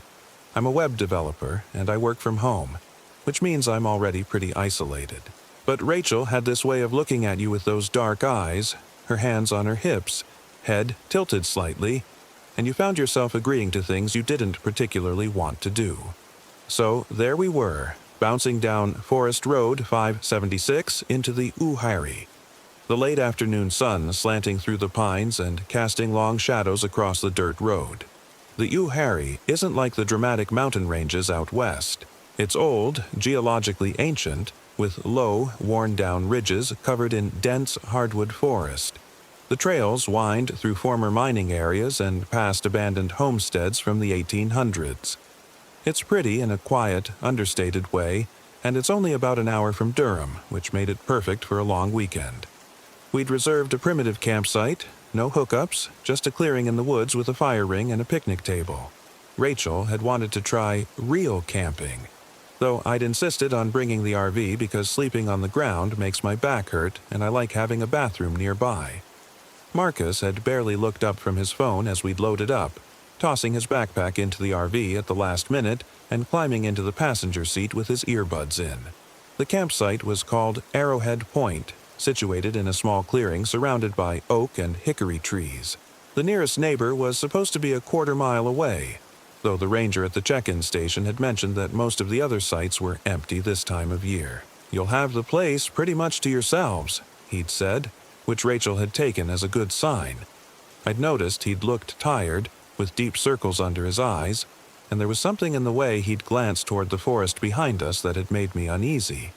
But I'd shaken it off. We set up camp in the fading light. Marcus finally pulled out his earbuds and helped me level the RV, while Rachel laid out our camp chairs and started organizing the cooler. The air smelled like pine needles and dry leaves, and somewhere in the distance I could hear a woodpecker hammering away at a tree. It was peaceful. Normal. "This is perfect," Rachel said, stretching her arms above her head. She was wearing cut-off jeans and a flannel shirt, her dark hair pulled back in a ponytail. No cell service, no internet, just us and nature. "No cell service is right," Marcus said, staring at his phone with a frown. "I've got nothing."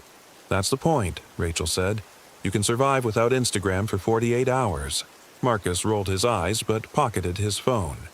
He was 26, thin and angular, with the same dark hair as his sister, but lighter eyes, almost gray. He'd been quiet on the drive down, and I got the sense he wasn't thrilled about being dragged along on his sister's camping trip. But Rachel had insisted, and Marcus rarely said no to her. We made a fire as the sun went down, cooking hot dogs and drinking beers while the darkness settled in around us. The forest at night was loud with insects and the occasional hoot of an owl. Stars began to appear overhead, brighter than you ever saw in the city. Rachel leaned against me, her head on my shoulder, and for a while everything felt right. "I'm going to take a walk," Marcus announced suddenly, standing up and brushing off his jeans. "Now?" I asked. "It's pretty dark." "I've got a flashlight. Just want to stretch my legs." Rachel frowned. "Don't go too far. These woods can be confusing at night." "I'll stay on the trail," he said, clicking on his flashlight and heading toward the path that led deeper into the campground. We watched his light bob away through the trees until it disappeared around a bend. Rachel sighed and took another sip of her beer. "He's been weird lately," she said. "Ever since he lost his job. I think he's depressed." "Maybe this will help," I offered, though I wasn't convinced. Maybe.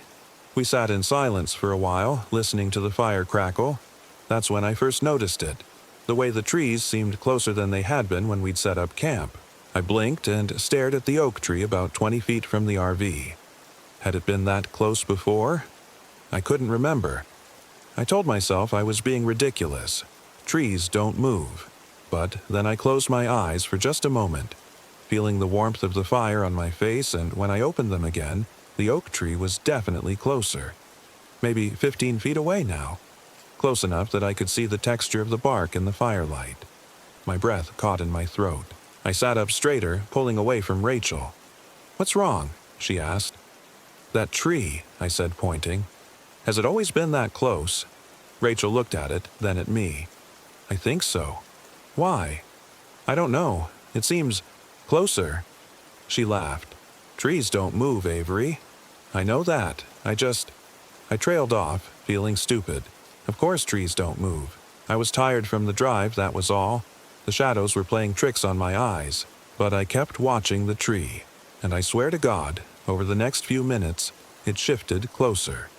Not in any way I could catch. Not like it was walking or uprooting itself. But every time I blinked, every time I glanced away and then looked back, it was a little nearer. A foot closer, then another foot, then another. "Rachel," I said quietly, "look at the tree. Just watch it for a minute." She indulged me, staring at the oak. We sat there in silence, the fire crackling between us. I didn't blink. I kept my eyes locked on the trunk, looking for any sign of movement. And then Rachel's phone buzzed in her pocket. She'd forgotten to turn it off before we lost service, and we both glanced down for just a second. When I looked back up, the tree was close enough to touch. Rachel saw it too. Her beer bottle slipped from her hand and shattered on the ground. We both scrambled backward, knocking over our camp chairs. "What the fuck?" Rachel whispered. The tree stood there, silent and still, its lowest branches now extending over the RV's roof. In the firelight, I could see faces in the bark, not carved, but naturally formed by the whorls and knots in the wood. They looked like they were screaming. "We need to get Marcus," I said, my voice shaking. "We need to leave." Rachel nodded, unable to take her eyes off the tree. I grabbed my flashlight and we headed toward the trail where Marcus had disappeared. The beam of my light swept across the clearing, and I realized with growing horror that all the trees had moved closer. The clearing that had been maybe 50 feet across was now barely 20 feet. The forest had crept in while we weren't looking, silent and patient, and now it surrounded us like a noose. "Marcus!" Rachel called out, her voice high and tight with panic. "Marcus, we need to go." No answer, just the endless chirp of crickets and the rustle of leaves overhead. We hurried down the trail, our flashlights bouncing wildly. The path was narrower than I remembered. Had it been this tight before? Branches scraped against my arms and caught in my hair. Rachel was ahead of me, calling for her brother, her voice getting more desperate with each shout. And then we found his flashlight, lying in the middle of the trail, still on. The beam pointed off into the trees, illuminating nothing but darkness and tree trunks. "Marcus!" Rachel screamed. I picked up the flashlight, my hands trembling. There was no sign of a struggle, no indication of which direction he'd gone. The trail continued ahead, winding deeper into the forest, but something told me he wasn't on the trail anymore. "We should go back to the RV," I said. "We can drive out to the ranger station, get help." "I'm not leaving without my brother," Rachel snapped. "Rachel, something is really wrong here. The trees, they're... I don't care about the fucking trees. We have to find Marcus." She pushed past me and continued down the trail. I had no choice but to follow. We walked for what felt like hours but was probably only 20 minutes, calling Marcus's name until our voices were hoarse. The trail twisted and turned, and I gradually realized I had no idea where we were. Nothing looked familiar. The trees all looked the same. Dark trunks, gnarled branches, those horrible faces in the bark that seemed to watch us as we passed. Finally, Rachel stopped. She was crying now, silent tears streaming down her face. "Where is he?" she whispered. "Where did he go?" "I don't know. But we need to go back. We need to..." A sound cut me off. a branch snapping somewhere off to our left. We both froze, our lights swinging toward the noise. "Marcus!" Rachel called hopefully. Another snap, closer this time. And then footsteps. Slow, deliberate footsteps crunching through the underbrush. A figure emerged from the darkness, and for a moment my heart leaped with relief. But it wasn't Marcus. It looked like Marcus. It had his height, his build, his dark hair and gray eyes. It was even wearing his clothes, the same black t-shirt and jeans he'd had on when he left camp. But something was wrong. The smile was too wide, stretching his face in a way that looked painful. His eyes didn't blink. And his movements were stiff, jerky, like a puppet being controlled by someone who didn't quite understand how human bodies worked. "Hey guys," it said in Marcus's voice, but the cadence was wrong. The words spaced out too evenly. "What are you doing out here?" Rachel started toward him, but I grabbed her arm, holding her back. "That's not him," I whispered. "What are you talking about?" "Marcus, where did you go?" We were so worried. "I just went for a walk," the Marcus thing said. Its smile never wavered. "I'm fine. Let's go back to camp." It started walking past us, back toward the RV, moving in that strange mechanical way. Rachel tried to follow, but I kept my grip on her arm. "Rachel, look at him. Really look at him." She did, and I saw the moment she realized. The color drained from her face. "Marcus, stop," she said quietly. The thing stopped and turned around. In the beam of our flashlights, I could see that its eyes were completely black. Not just the pupils, but the entire eye, like someone had filled them with ink. Its skin had a waxy quality, slightly translucent, and underneath I could see what looked like dark veins spreading out like tree roots. "What's wrong, sis?" it asked, tilting its head at an impossible angle. Rachel made a small, choked sound. We both took a step backward. The thing's smile finally dropped. Its face went slack, expressionless, and then it opened its mouth wider than any human mouth should open, unhinging its jaw like a snake. A sound came out.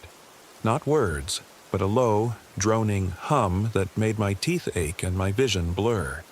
The trees around us seemed to vibrate in response. "Run," I said. We ran. I don't know how long we ran or in what direction. The forest was a maze of identical trees and twisting paths. Branches tore at our clothes and faces. Behind us, I could hear the thing that looked like Marcus crashing through the underbrush, moving faster than it should have been able to. Its inhuman humming growing louder. Rachel was sobbing as she ran, gasping for breath. I pulled her along, my lungs burning, my legs screaming. The beams of our flashlights bounced crazily, revealing glimpses of trees pressing in from all sides, closer and closer with each passing second. We burst into a clearing. Not our campsite, somewhere else, and I realized with despair that the forest had rearranged itself. Nothing was where it should be. The trails we'd walked led nowhere familiar. The Uhari had become something else, something old and malevolent that had been waiting for people like us to wander in. "The RV," Rachel gasped. "We have to find the RV." But I didn't think we could. The forest was shrinking around us, folding in on itself, and I had the terrible certainty that if we closed our eyes for even a moment, we'd find ourselves somewhere else entirely. Somewhere darker and smaller until there was nowhere left to run. The humming had stopped. The forest was silent except for our ragged breathing. We stood back to back in the clearing, our flashlights sweeping across the trees. "Do you see it?" Rachel whispered. "No. Maybe it—" Something dropped from the trees above us. The Marcus thing landed in a crouch between us, moving faster than before. Its face had changed. The human features were melting away like wax, revealing something else underneath. Something with too many teeth and eyes that reflected our flashlight beams like an animal's. It lunged at Rachel. I swung my flashlight like a club, catching it across the side of the head. The thing staggered but didn't fall. Instead, it turned to me, and up close I could smell it, like rotting wood and standing water and something sickeningly sweet underneath. "Avery, go!" Rachel screamed. But I couldn't leave her. Instead, I grabbed a fallen branch from the ground and swung it at the thing with everything I had. The branch connected with a wet, crunching sound, and the creature, I couldn't think of it as Marcus anymore, stumbled backward. Where the branch had hit, its skin split open, but instead of blood, a thick, dark sap oozed out. Rachel grabbed my arm and we ran again, leaving the thing behind in the clearing. This time we moved more carefully, trying to watch the trees, trying to keep our eyes open, but the forest kept shifting. I'd see a landmark, a distinctive boulder, a lightning-scarred oak, and head toward it, only to find it had moved when we got close. Or worse, multiplied. We'd see 3 identical boulders, or a ring of identical scarred oaks, and I couldn't tell which was real, or if any of them were real. Time became meaningless. It felt like we'd been running for hours, but when I checked my watch, only 15 minutes had passed since we'd first found Marcus's flashlight. Or my watch had stopped. Or time itself was broken here, in this shrinking pocket of forest that wasn't quite our world anymore. We found ourselves on what looked like a hiking trail, wider than the others with wooden trail markers nailed to the trees. Rachel leaned against a tree, gasping for breath. "I can't," she wheezed. "I can't keep going." We have to. We have to get out of here. My brother is still out there, the real Marcus. What if he's hurt? What if he needs us? I didn't have the heart to tell her what I suspected. That Marcus was gone, that the thing wearing his face had taken him somehow, consumed him, replaced him. The forest here didn't just move, it transformed things. It made them into something else. A twig snapped behind us. We spun around, flashlights raised. It was Marcus, the real Marcus this time. I was almost sure. His face was pale and scratched, his shirt torn, but his eyes were normal and blinking, and he moved like a human being, stumbling and afraid. "Rachel, Avery. Thank God, I've been looking everywhere for you guys. The trail it keeps changing. I tried to get back to camp, but I can't find it, and my phone is dead, and..." Rachel ran to him, throwing her arms around him. "Marcus, we have to go. Right now. Something is hunting us. Something that looked like you, but wasn't." "What are you talking about? I've been lost for like an hour, but just trust me. We need to move." We started down the trail together, Marcus between us. He kept asking questions. What had happened? What had we seen? What did we mean something looked like him? But Rachel just kept saying we'd explain later, once we were safe. But I was watching him, studying the way he moved, the way he blinked, the way his chest rose and fell with each breath. Everything seemed right, human, real, except when the moonlight hit his eyes from a certain angle, they looked wrong, too dark, too deep. Like if I looked into them long enough, I'd see something staring back from very far away. "Marcus," I said quietly, "what's 17 times 13? He looked at me strangely. "What? I don't know, like 200 something? Why? What was the name of your first pet? Mr. Whiskers. What is this, a security question? Avery, you're freaking me out." Rachel was looking at me now too, confused and frightened. "Avery, what are you doing?" I didn't know how to explain it. Maybe I was wrong. Maybe this was the real Marcus and I was being paranoid. But something deep in my gut was screaming that we were in danger, that we shouldn't trust anything in this forest, especially things that looked like people we knew. I closed my eyes for just a second. I couldn't help it. I was so tired. And when I opened them, Marcus was closer. Not by much, just a foot or so. As if, while my eyes had been shut, he'd taken a single, silent step toward me. "The forest moves when you're not looking," I said. "That's what this place does. That's the rule. Everything moves closer when you close your eyes." "You're losing it," Marcus said. But he said it with that same too-even cadence, that same puppet-like quality I'd noticed in the other thing. "Rachel," I said carefully, "don't close your eyes. Don't look away from him." "Avery, that's my brother." "Is it? Are you sure?" Rachel stared at Marcus, really looked at him, and I saw the moment she understood, the moment she saw what I saw, that smile that was just slightly too wide, that gaze that was just slightly too steady. "Marcus," she said, her voice breaking, "where did you really go when you left camp?" "I told you. I just went for a walk." "Where?" "Into the woods." "What woods? What trail?" "Just Into the woods. His answers were getting vaguer, simpler, like whatever was wearing him was struggling to maintain the illusion, to remember how to be human. "What did we have for lunch today?" Rachel asked. The Marcus thing tilted its head. "Food." "What kind of food?" "Human food." Rachel's face crumpled. She turned away, unable to look at the thing that had once been, or pretended to be, her brother. And the moment she turned away, the moment she broke eye contact, the thing moved. It was on her in an instant, moving with that impossible speed. Its hands, if they were hands and not something else, something with too many joints and fingers that bent in wrong directions, reaching for her throat. I tackled it from the side, and we went down in a heap. Up close it was worse. Its skin felt wrong, slightly yielding like rotten fruit. The smell made me gag. We rolled across the forest floor, and I felt those wrong-jointed hands scrabbling at my face, my eyes, trying to pry them open wider. Because that was how it worked, I realized. The forest moved when you weren't looking, and it wanted you to close your eyes, wanted you to blink, wanted those brief moments of darkness when it could reshape the world around you. And this thing, these things, were part of the forest now, and they wanted the same thing. Rachel was screaming, hitting the creature with a rock she'd grabbed from the ground. Each impact made a wet, hollow sound. The thing's face was melting again, the Marcus mask sliding off to reveal something underneath that I couldn't quite comprehend. Too many features layered on top of each other. Human and animal and plant all mixed together in a writhing mass. I managed to roll away and scrambled to my feet. Rachel grabbed my arm and we ran once more, leaving the thing thrashing on the ground behind us. This time, we ran with our eyes locked open, refusing to blink no matter how much they burned and watered. The forest couldn't move if we didn't let it. That was the key. Don't close your eyes. Don't look away. Keep watching. But it's impossible to go long without blinking. The human body demands it.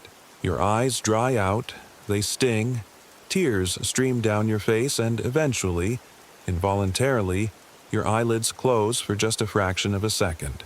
Each time we blinked, the forest changed. Trees that had been ahead of us were suddenly behind us. Clearings appeared and disappeared. The trail forked and merged and twisted back on itself. We were lost in a place that was actively working against us, rearranging itself every time we dared to blink. And we kept seeing Marcus, or versions of Marcus, standing between trees, watching us, sitting on rocks, walking parallel to our path, matching our pace. Sometimes alone, sometimes in groups. 3 or 4 Marcus things walking in formation, their movements synchronized like a flock of birds. "Don't look at them," I said. "Just keep moving." But Rachel was breaking.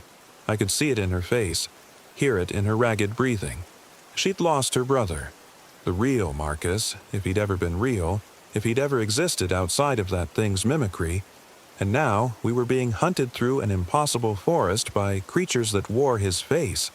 "I can't do this," she sobbed. "I just want to go home. I want this to be over." "I know, me too, but we have to keep moving."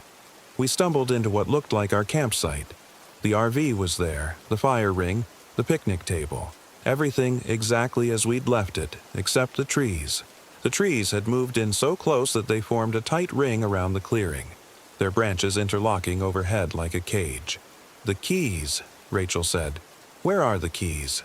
I felt my pockets, empty. I'd left them in the RV. We ran to it, yanked open the door, and climbed inside. The interior looked normal. Our bags, our supplies, everything in its place. I found the keys on the small table by the sink and grabbed them. That's when I noticed the distance. When we'd climbed into the RV, the trees had been maybe 10 feet from the door. Now they were 5 feet away. And as I watched, they shifted closer. Another foot. Another. "Avery, they're closing in," Rachel whispered. I could see them now. Not moving in any way I could catch, but definitely moving. Every time I blinked, every time I glanced away for even a moment, they were closer. The branches scratched against the RV's roof. Roots pushed up through the floorboards. "Start the engine," Rachel said. I climbed into the driver's seat and jammed the key into the ignition. The engine coughed but didn't turn over. I tried again. Nothing. The battery was fine. The dashboard lights were on, but the engine wouldn't start. Behind me, Rachel screamed. I spun around and saw branches pushing through the windows, thick as arms, covered in that same sickly bark. They moved with horrible purpose, reaching for us, and where they touched the RV's interior, the metal and plastic began to soften and change, becoming more like wood, more like living tissue. "Out!" I yelled. "We have to get out!" We burst through the door just as the RV began to collapse in on itself, consumed by the forest. The trees had moved in so close now that the clearing was barely 6 feet across, just a small bubble of space in an ocean of wood and leaves. And they were all around us now, the Marcus things. Dozens of them, hundreds maybe, standing in the gaps between the trees, all wearing her brother's face, all smiling that too wide smile. They didn't attack, they just watched, waiting. The clearing shrank to 4 feet, 3 feet. I could feel the rough bark of the trees against my back, pressing in from all sides. Rachel was pressed against me, trembling. "Close your eyes," one of the Marcus things said. Its voice came from everywhere and nowhere. "It'll be easier if you close your eyes. Don't listen to it," I whispered. But my eyes were burning. I couldn't remember the last time I'd blinked. Everything was blurry with tears, and the pressure in my skull was building, and all I wanted was to close my eyes. Just for a moment. Just for a second's relief. "The forest remembers you," the Marcus thing said. "You came here looking for quiet. We gave you quiet. We gave you stillness. We gave you the absence of everything." The clearing was 2 feet across now. I could feel branches tangling in my hair, roots wrapping around my ankles. Rachel's hand found mine and squeezed so hard it hurt. "I love you," she whispered. "I love you too." I don't know who closed their eyes first. Maybe it was both of us at the same time, our bodies finally giving in to the unbearable need to blink, to rest, to escape into darkness. But when I opened my eyes again, we were somewhere else. We were on Forest Road 576, standing in the middle of the dirt road, the morning sun bright overhead. My RV was parked on the shoulder about 50 feet away, exactly where I'd left it before we'd made camp. Rachel was beside me, her hand still gripping mine. "What?" she started, then trailed off. I looked around. We were definitely on the main road, the one that led back to the highway. Behind us, I could see the entrance to the camping area, the wooden sign that said, "Uharry National Forest, Arrowhead Point Campground." Did we get out?" Rachel asked. I didn't know. I pulled out my phone. Still no signal, but the time said it was 7:43 a.m. When we'd arrived yesterday, it had been around 4 p.m. So unless we'd been in the forest all night, and it had only felt like a few hours, something was wrong with the timeline. Or maybe time worked differently in that shrinking pocket of woods. Maybe we'd been there for days, weeks, years, and it had only been one night by the outside world's reckoning. "Let's just go," I said. "Let's get in the RV and drive and not stop until we're back in Durham." We started walking toward the RV. I kept glancing back at the forest, expecting to see those Marcus things standing at the tree line, watching us. But there was nothing. Just trees. Normal trees that didn't move, that stayed where they were supposed to stay. We'd almost reached the RV when Rachel stopped. "Marcus," she said quietly. "What about him? He's still in there. The real Marcus. We can't just leave him." I looked at her. Really looked at her. Her eyes were clear and brown, normal eyes that blinked at regular intervals. Her face moved naturally when she talked. She was Rachel. My Rachel. I was almost certain. "Rachel," I said carefully, "what did we have for lunch yesterday?" She frowned. "Lunch? I don't remember. Why does that matter?" "Avery, we need to find Marcus. We need to call for help. The rangers, the police, somebody. What was the name of your first pet?" "I never had a pet. My mom was allergic." "Avery, what is wrong with you?" That was right. Rachel had never had pets. I'd remembered that correctly. But then why had the Marcus thing known about Mr. Whiskers? Had that been a lucky guess? Or had the forest somehow pulled that information from the real Marcus before it took him? "We're leaving," I said. "Right now." "No, I'm not leaving my brother." "Rachel, please. We'll call the rangers from the road. We'll tell them everything. But we can't go back in there." She stared at me for a long moment, and I saw something flicker across her face. Hurt, anger, fear, all mixed together. Then she turned and started walking back toward the campground entrance. "Rachel, stop!" But she didn't stop. She walked right past the wooden sign and onto the trail that led into the forest. And I had a choice to make. Let her go alone, or follow her back into that nightmare place. I followed her. The trail looked normal in the daylight. Birds sang in the trees. Sunlight filtered through the leaves in dappled patterns. It was hard to believe that just hours ago, or had it been hours, this same forest had been trying to kill us. "Rachel, please," I called after her. "This is a bad idea." She didn't answer, just kept walking, her pace quick and determined. I hurried to catch up, glancing nervously at the trees on either side of the path. They looked normal. They looked like they'd always looked. But I couldn't shake the feeling that they were watching us, waiting for us to close our eyes. We reached the clearing where our campsite had been. It was empty. The RV was gone. No, not gone. It had never been there. The ground where it should have been parked showed no tire tracks, no disturbed earth. The fire ring was cold and looked like it hadn't been used in months. The picnic table was weathered and covered in moss. "This isn't right," Rachel said quietly. "We were here. I know we were here." I walked around the clearing looking for any sign of our presence, but there was nothing. It was like we'd never existed, like the forest had erased us. "Let's go," I said. "Please, Rachel. This place isn't right. We need to leave." She nodded slowly, her face pale. We started back toward the trail, and that's when I saw it. Scratched into the bark of one of the oak trees, barely visible, 3 words: "Don't close eyes." The letters were rough, carved with something sharp, maybe a knife or a key. The wood inside the cuts was fresh, still weeping sap. Someone had made this recently. Maybe yesterday, maybe an hour ago. "Did you do that?" Rachel asked. "No." "Did you?" She shook her head.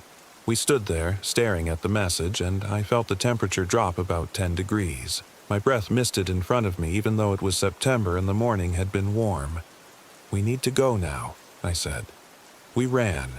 Back down the trail, past landmarks that looked familiar and unfamiliar at the same time, past those wooden trail markers that now had faces carved into them, screaming faces with empty eyes. The forest felt wrong again, felt alive and malevolent, and I knew with absolute certainty that we'd never actually left. The road, the RV parked safely on the shoulder, that had been a trick, a lure, a way to get us to come back willingly. The trail forked ahead. I didn't remember it forking before. Rachel took the left path without hesitation, and I followed, my heart hammering in my chest. The trees were closer here, pressing in from both sides, their branches forming a tunnel overhead. And then we saw them, the Marcus things. They were standing in a line across the path, blocking our way. There were 6 of them, all identical, all wearing that same torn black t-shirt and jeans. They didn't move or speak. They just stood there, watching us with those 2 dark eyes. Rachel grabbed my hand. "Avery," she whispered. "I don't feel good." I looked at her and felt my blood turn to ice. Her eyes were darkening. Not the pupils, the whole eye, spreading out like spilled ink. Her skin had taken on that waxy quality, slightly translucent. "No," I said. "No, no, no.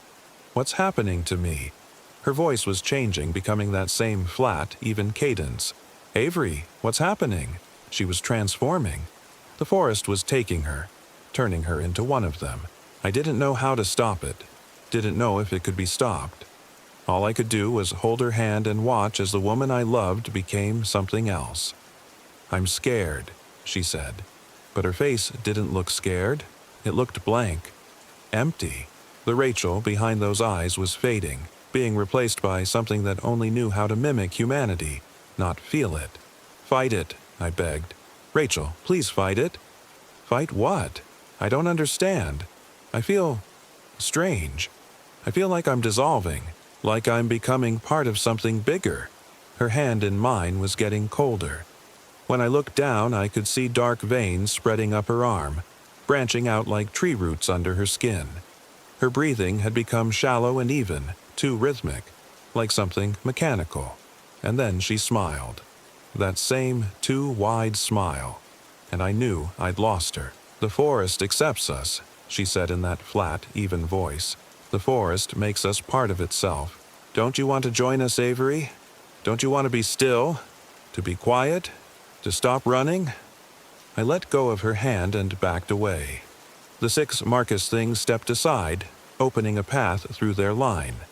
Behind them, I could see the trail continuing, winding deeper into the woods. But I couldn't go forward. I couldn't go back. And now, Rachel was one of them. "We can be together," Rachel said, taking a step toward me. "We can be here forever. No more work, no more stress, no more fear. Just stillness, just quiet." I stumbled backward, my heel catching on a root. I went down hard, landing on the packed dirt of the trail. The Rachel thing stood over me, its head tilted at that impossible angle. Behind it, the Marcus things had moved closer, forming a semicircle around us. "Close your eyes, Avery," Rachel said.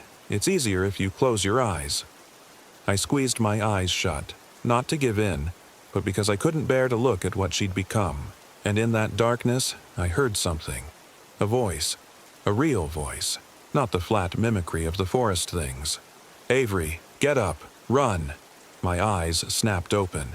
Standing behind the circle of Marcus things was the real Marcus. I knew it was him because he looked wrong. His clothes were torn and filthy, his face was covered in cuts and dirt, and his eyes were wide with genuine terror. He looked like someone who'd been running for his life for hours, maybe days. He looked human. "Marcus!" I shouted. The forest things turned toward him in unison, their movements synchronized. The Rachel thing's head swiveled on its neck like an owl's, rotating further than any human neck should be able to turn. Marcus had a thick branch in his hands, and he swung it at the nearest Marcus thing with everything he had. The impact sent the creature sprawling. The others converged on him, moving with that horrible speed, but Marcus was already running, and he grabbed my arm as he passed, yanking me to my feet. "Move!" he yelled. We ran together, leaving the Rachel thing and its companions behind. I could hear them following, not running, but moving through the trees parallel to the trail, keeping pace with us effortlessly. Every time I glanced to the side, I caught glimpses of them between the trunks, Rachel's face appearing and disappearing like a ghost. "Where have you been?" I gasped as we ran. "Hiding, trying to figure out what the fuck is happening. I saw what happened to you and Rachel when you came back. I tried to warn you, but the message on the tree, that was you. Yes, this place, it only has power when you're not looking, when you close your eyes, but it's getting stronger. It's learning. The shrinking, that's new. It's adapting." We burst out of the trees into another clearing, and my heart leaped with desperate hope. It was the road. Forest Road 576, the same dirt track we'd driven in on. My RV was parked on the shoulder, exactly where I'd seen it before. "Is this real?" I asked. "Or is it another trick?" "I don't know, but we don't have a choice." We ran for the RV. Behind us, the forest things were emerging from the tree line. Not just the Marcus and Rachel copies, but others now. Dozens of them. Hundreds, maybe, all wearing different faces. People who'd come to the Uhari before us, people who'd closed their eyes and been taken, transformed into extensions of something vast and hungry. I fumbled with my keys, my hands shaking so badly I could barely get them in the lock. Marcus was looking back at the approaching crowd, his face white with terror. "Hurry," he whispered. The door finally opened. We threw ourselves inside and I slammed it shut behind us, turning the lock. The engine. I had to start the engine. I jumped into the driver's seat and turned the key. Nothing. "No, no, no," I chanted, turning the key again and again. The dashboard lights came on, but the engine wouldn't turn over. The forest things had reached the RV. They surrounded it, pressing their hands against the windows and walls. I could see Rachel's face among them, still wearing that terrible smile. She pressed her palm flat against the driver's side window, and where her skin touched the glass began to change, becoming soft and organic, like living tissue. "It's not going to start," Marcus said quietly. "It's part of the forest now. Everything here is part of the forest." "Then what do we do?" He pointed. Through the windshield, past the crowd of forest things, I could see the road continuing. It wound through the trees and eventually, maybe a mile away, maybe less, I could see where it met the highway, the real world, the place where trees didn't move and people stayed. People. "We run," Marcus said. "We run, and we don't stop, and we don't close our eyes no matter what. We'll never make it. We have to try." He was right. Staying here meant becoming like them, being absorbed into whatever the U-Harry had become. I looked at Rachel one more time. Her dark eyes stared back at me, empty of recognition, empty of love. The woman I'd known was gone. "Okay," I said. "On 3, 1, 2, 3. We exploded out of the RV, shoving through the crowd of forest things. They grabbed at us with those wrong-jointed hands, their fingers leaving dark stains on our clothes and skin. I felt something sharp scratch across my arm, felt the immediate burn as whatever they were infected my flesh. But we fought through them and hit the road running. The dirt track stretched ahead of us. A mile. We just had to make it 1 mile. My lungs were already burning, my legs screaming in protest, but I pushed harder, ran faster. Beside me, Marcus was keeping pace, his face set in a grimace of determination. The forest things weren't running after us. They didn't need to, because the road was changing. What had been a straight shot to the highway was now curving, bending back toward the trees. The distance to safety was stretching, expanding, becoming 2 miles, 3 miles, more. "Don't look," Marcus yelled. "Keep your eyes on the highway." I focused on that distant point where the dirt road met the asphalt, where I could see the occasional car passing by in the real world, in the place where reality still made sense. I ran toward it with everything I had, ignoring the pain, ignoring the fear, ignoring the way the road kept shifting under my feet, and I kept my eyes open. My vision blurred with tears from the strain, but I didn't blink. I couldn't blink. Every time Marcus blinked beside me, I felt the road shift, felt the forest press in closer. His infection was less advanced than mine would be if I closed my eyes. I could fight a little longer. The trees were closing in from both sides now, their branches reaching across the road, trying to form a canopy overhead. If they succeeded, if they blocked out the light, we'd be trapped in permanent darkness, and there would be no way out. "Almost there," Marcus shouted, but he was wrong. We'd been running for what felt like 10 minutes and the highway was no closer. The forest was winning. It could shift reality faster than we could run. We were never going to make it. That's when I understood. The forest wanted us to run. It fed on our fear, our desperation. The more we struggled, the more it could manipulate us. The only way to win was to stop playing its game. "Marcus, stop," I said. "What? Are you insane?" "Stop running. Trust me." We both stopped, standing in the middle of the dirt road, gasping for breath. The trees immediately began pressing in from both sides. The road shrank beneath our feet, but I closed my eyes. I closed my eyes and I held them closed, feeling the forest move around me, feeling reality bend and twist. Beside me, I heard Marcus cry out in surprise or fear. But I kept my eyes closed and I thought about the highway.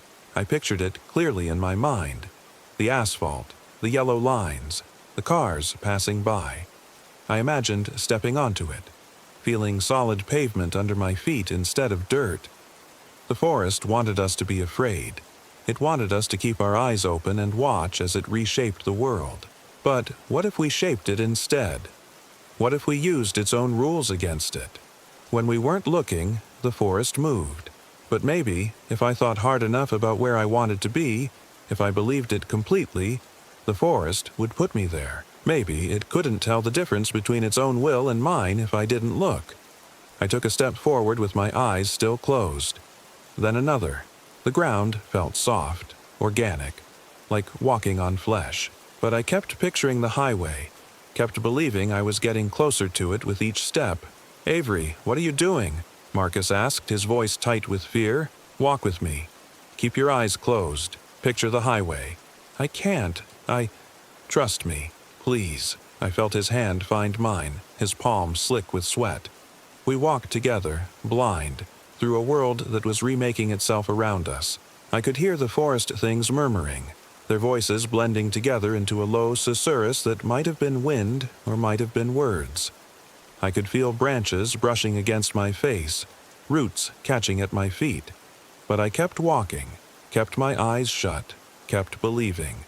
And then my foot came down on something different, something hard and flat and warm from the sun. Asphalt. "Marcus," I whispered, "open your eyes." We both opened our eyes at the same time. We were standing on the highway. Real, normal Highway 109, with a white dashed line running down the middle and guardrails on either side. Behind us, maybe 30 feet away, was Forest Road 576, leading back into the Uharry. The trees at the entrance looked normal. Just trees. Not moving, not watching, not alive in that horrible way. A car honked and swerved around us. A woman leaned out the window and shouted something about getting off the road. We stumbled to the shoulder, our legs shaking so badly we could barely stand. "Did we make it?" Marcus asked. "Are we out?" I looked at my arm where the forest thing had scratched me. The wound was still there, red and angry, but it looked like a normal cut. No dark veins spreading from it. No waxy transformation of my skin. I touched my face and it felt like my face, warm, solid, human. "I think so," I said. Marcus started laughing, a slightly hysterical sound. Holy shit, we actually made it out." But I was thinking about Rachel. She was still in there, transformed into something that wore her face but wasn't her. She was part of the forest now, part of whatever ancient thing lived in the Uharry, waiting for people like us to wander in and close our eyes. "We need to call someone," I said. "The rangers, the police. We need to warn people." Marcus's laughter died. "And tell them what? That the trees move when you're not looking? That the forest turns people into monsters? They'll think we're insane. We have to try." We started walking along the highway shoulder, heading toward the ranger station at the park entrance. It was maybe 2 miles away. Cars passed us, normal people living their normal lives, and I wanted to flag them down and tell them to stay away from the Uharry, to never camp there, to never close their eyes. But Marcus was right. Who would believe us? We'd made it about half a mile when I noticed something wrong. Marcus had gone quiet, his footsteps falling into that too-even rhythm. When I looked at him, his face was expressionless. "Marcus," I said carefully. He turned to look at me and his eyes were darkening. Not fully black yet, but getting there. The transformation hadn't stopped. It had just slowed down. The forest had marked him when we were inside, and even though we'd escaped, it was still claiming him. "I feel strange," he said in that flat voice. "I feel like I'm becoming part of something bigger." "No," I said, grabbing his shoulders. "No, you have to fight it. We got out. You're in the real world now. It can't have you here." But even as I said it, I knew it wasn't true. The forest's reach extended beyond its physical boundaries. It had touched us, infected us, and now it was pulling us back. Marcus's skin was taking on that waxy quality, and when I looked at my own hands, I could see the faintest hint of dark veins starting to spread from the scratch on my arm. We were both changing, both becoming something else. "The highway," Marcus said, his voice getting flatter with each word. "We should go back to the forest. It's calling us. Don't you hear it?" I did hear it. A whisper at the back of my mind, promising stillness, promising quiet, promising an end to fear and pain and struggle. All I had to do was close my eyes and let it take me. All I had to do was walk back down Forest Road 576 and into the trees that were waiting. Always waiting. "No," I said firmly, "we're not going back." I forced myself to keep walking toward the ranger station. even though every fiber of my being wanted to turn around. Marcus followed reluctantly, his movements becoming more jerky and puppet-like with each step. The transformation was accelerating. The ranger station came into view, a small wooden building with a parking lot and an American flag flapping in the breeze. I could see a ranger through the window, sitting at a desk, doing paperwork. Normal, real, safe. I grabbed Marcus's hand and pulled him toward the building. He resisted, digging his heels into the dirt, his eyes now completely black. "No," he said. "We belong in the forest. We belong with the others." "You're not one of them yet," I said, dragging him forward. "You're still Marcus. You're still human. But was he? Was I? How long did we have before we transformed completely? Hours? Minutes?" We reached the door of the ranger station and I yanked it open, practically shoving Marcus inside. The ranger looked up from his paperwork, startled, and I recognized him immediately. It was the same man who'd checked us in yesterday, or what felt like yesterday, though I no longer trusted my perception of time. He looked even more tired than before, those dark circles under his eyes like bruises. But when he saw us, really saw us, saw the state we were in, his expression changed from annoyance to something like resignation. "You made it out," he said quietly. It wasn't a question. "You know," I said. "You know what's in there." He nodded slowly. "The Uhari is old. Older than the Cherokee who named it. Older than anything human. Most of the time it sleeps. But every few years it wakes up. It gets hungry. And people who camp in certain areas, well, they don't always come back. Or they come back changed. Why didn't you warn us? I tried. I told you that you'd have the place to yourselves. I looked at you the way I'm trained to look at people trying to warn you without saying the words. But you came anyway. They always do." Marcus had moved to the window and was staring out at the forest, his face pressed against the glass. His breath fogged the window, and in the condensation I could see patterns forming. Letters, words, come back. "He's transforming," the ranger said, standing up. "You both are, from the look of it. I've seen it before. The forest marked you, and now it's calling you home. How do we stop it?" He shook his head. "You can't. Once it has you, it never lets go.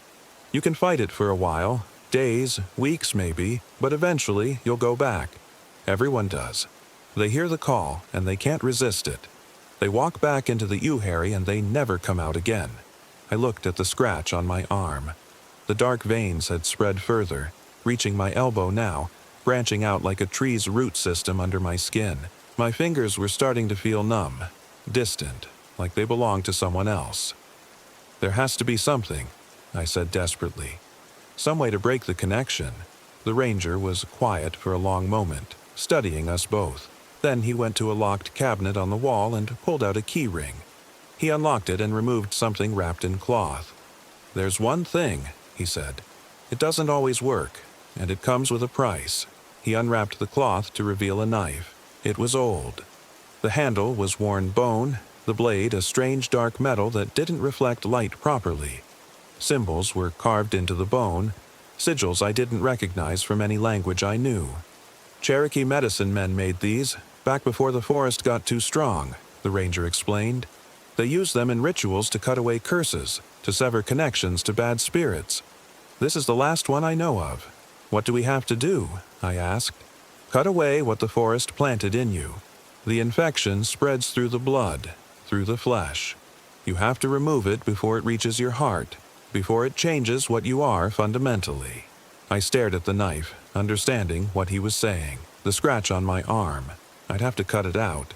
Cut deep, remove all the infected tissue, all the dark veins that were spreading toward my chest. And Marcus, who'd been in the forest longer, who'd been touched more thoroughly, he'd need to cut away even more. "It'll hurt," the ranger said. "You'll lose blood. You might not survive, but it's the only chance you have." Marcus turned away from the window.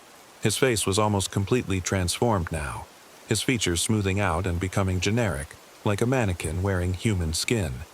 But there was something in his eyes, some last glimmer of the real Marcus, fighting to stay present.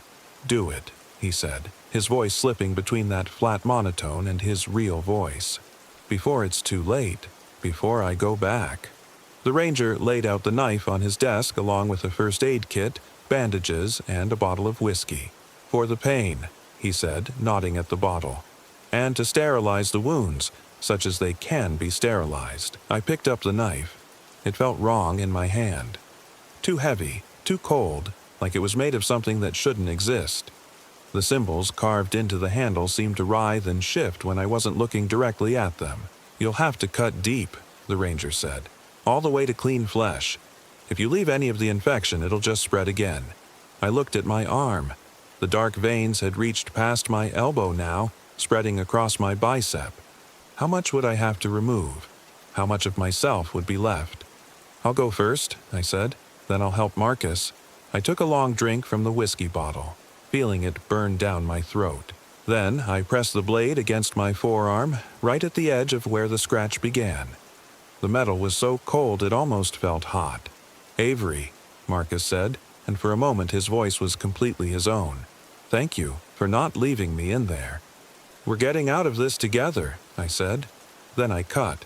The pain was instantaneous and overwhelming. The blade sliced through skin and muscle like they were paper, and blood welled up immediately, running down my arm in dark rivulets. But I kept cutting, following the path of the dark veins, carving them out of my flesh. The knife seemed to know where to go, guiding my hand, cutting deeper than I would have dared on my own. I heard myself screaming, but it sounded distant, like someone else's voice. The ranger held me steady, keeping me from collapsing. Marcus watched with those black eyes, his face expressionless, but I could see tears running down his cheeks. When it was done, I had a wound running from my wrist to my shoulder, deep enough to see bone in places. The ranger poured whiskey over it. I screamed again, and then began bandaging it with shaking hands. The discarded flesh on the floor was black and rotten, like the tissue had been dead for days. "Your turn," I gasped at Marcus, but Marcus was backing toward the door, shaking his head. The transformation had accelerated during my cutting. His skin was fully waxy now, translucent, with dark veins visible beneath the surface running through his entire body. "Too late," he said in that flat voice. "It's in my heart. It's in my brain. I am the forest now. The forest is me." "No." I lunged for him, but he was faster, slipping out the door before I could stop him. I ran after him, my wounded arm screaming in protest, but he was already across the parking lot, already entering the trees at the forest's edge. "Marcus!" I shouted. He turned back once. For just a moment, his face was his own again. Human, afraid, sad. "I'm sorry," he said. "Tell Rachel I'm sorry." Then he walked into the yew harry, and the trees swallowed him whole. I stood there at the edge of the parking lot, swaying on my feet, my vision swimming from blood loss. The forest watched me with 1,000 eyes hidden in bark and shadow. I could feel it calling me, pulling me, promising that if I just took a few more steps, if I just closed my eyes and let go, the pain would stop. Everything would stop. The ranger's hand on my shoulder pulled me back. "He's gone," the ranger said quietly. "Don't follow him. Don't let his sacrifice be for nothing." We went back inside. He rebandaged my arm properly, gave me water, made me sit down before I passed out. Outside the window, I could see the forest, green and serene in the afternoon sunlight, looking like nothing more than trees and trails and the promise of peaceful camping. "What about Rachel?" I asked. "Marcus's sister. She transformed too. She's still in there." The ranger shook his head. "She's part of it now. They all are. Everyone the forest takes becomes part of its defense system, part of its way of spreading. They look like people we know because that's how it lures more people in. That's how it feeds. Someone has to do something. Close the park, burn it down, something. You can't burn the yew harry. People have tried. The fire won't take, or it burns the wrong areas, or it just makes it angry. And closing the park, how would you explain it? What reason would you give? The forest is patient. It can wait." I sat there for a long time trying to process everything that had happened. My arm throbbed in time with my heartbeat. I felt hollow, like someone had scooped out my insides and left only a shell. "What happens now?" I finally asked. "Now you heal. You go back to your life. You try to forget." "I'll never forget." "No," the ranger agreed. "You won't." He drove me to the nearest hospital, told them I'd had an accident while camping, a fall onto a sharp branch. They believed him, or at least they pretended to. The doctors sewed up my arm, gave me antibiotics and pain medication, kept me overnight for observation. When I looked at my wound in the bathroom mirror that night, there were no dark veins spreading from it, just clean, pink flesh. The infection was gone, but Marcus was gone too, and Rachel, and whoever else the forest had taken over the years, transformed into extensions of something vast and hungry that slept beneath the Uhari's soil. I tried to report it. I went to the police, tried to tell them about missing people in the forest, about something dangerous that lived in those woods. They took my statement and made sympathetic noises, and I could see in their eyes that they thought I was traumatized, maybe suffering from shock or infection-induced hallucinations. The official report listed Marcus and Rachel as missing persons, probably lost in the forest due to inexperience and inadequate preparation. Search parties went in. Some of them came back, some of them didn't. That was 6 months ago. I'm back in Durham now, living in a second-floor apartment with windows that lock and lights that stay on all night. I don't camp anymore. I don't even like to be near trees. I had to quit my job because I couldn't handle the commute. It went through too much forest. My arm healed, leaving a thick scar that runs from wrist to shoulder. Sometimes, late at night, I think I can still feel something moving under the scar tissue, like roots spreading through my flesh. But when I look, there's nothing there. Just the scar. I still dream about the Uhari. I dream about Rachel's face, that terrible smile, those black eyes watching me. I dream about Marcus walking into the trees, becoming part of them. His body transforming into bark and leaves and deep roots spreading down, down, down into the hungry earth. And sometimes when I close my eyes, I can hear it calling me. The forest remembers me. It knows my name.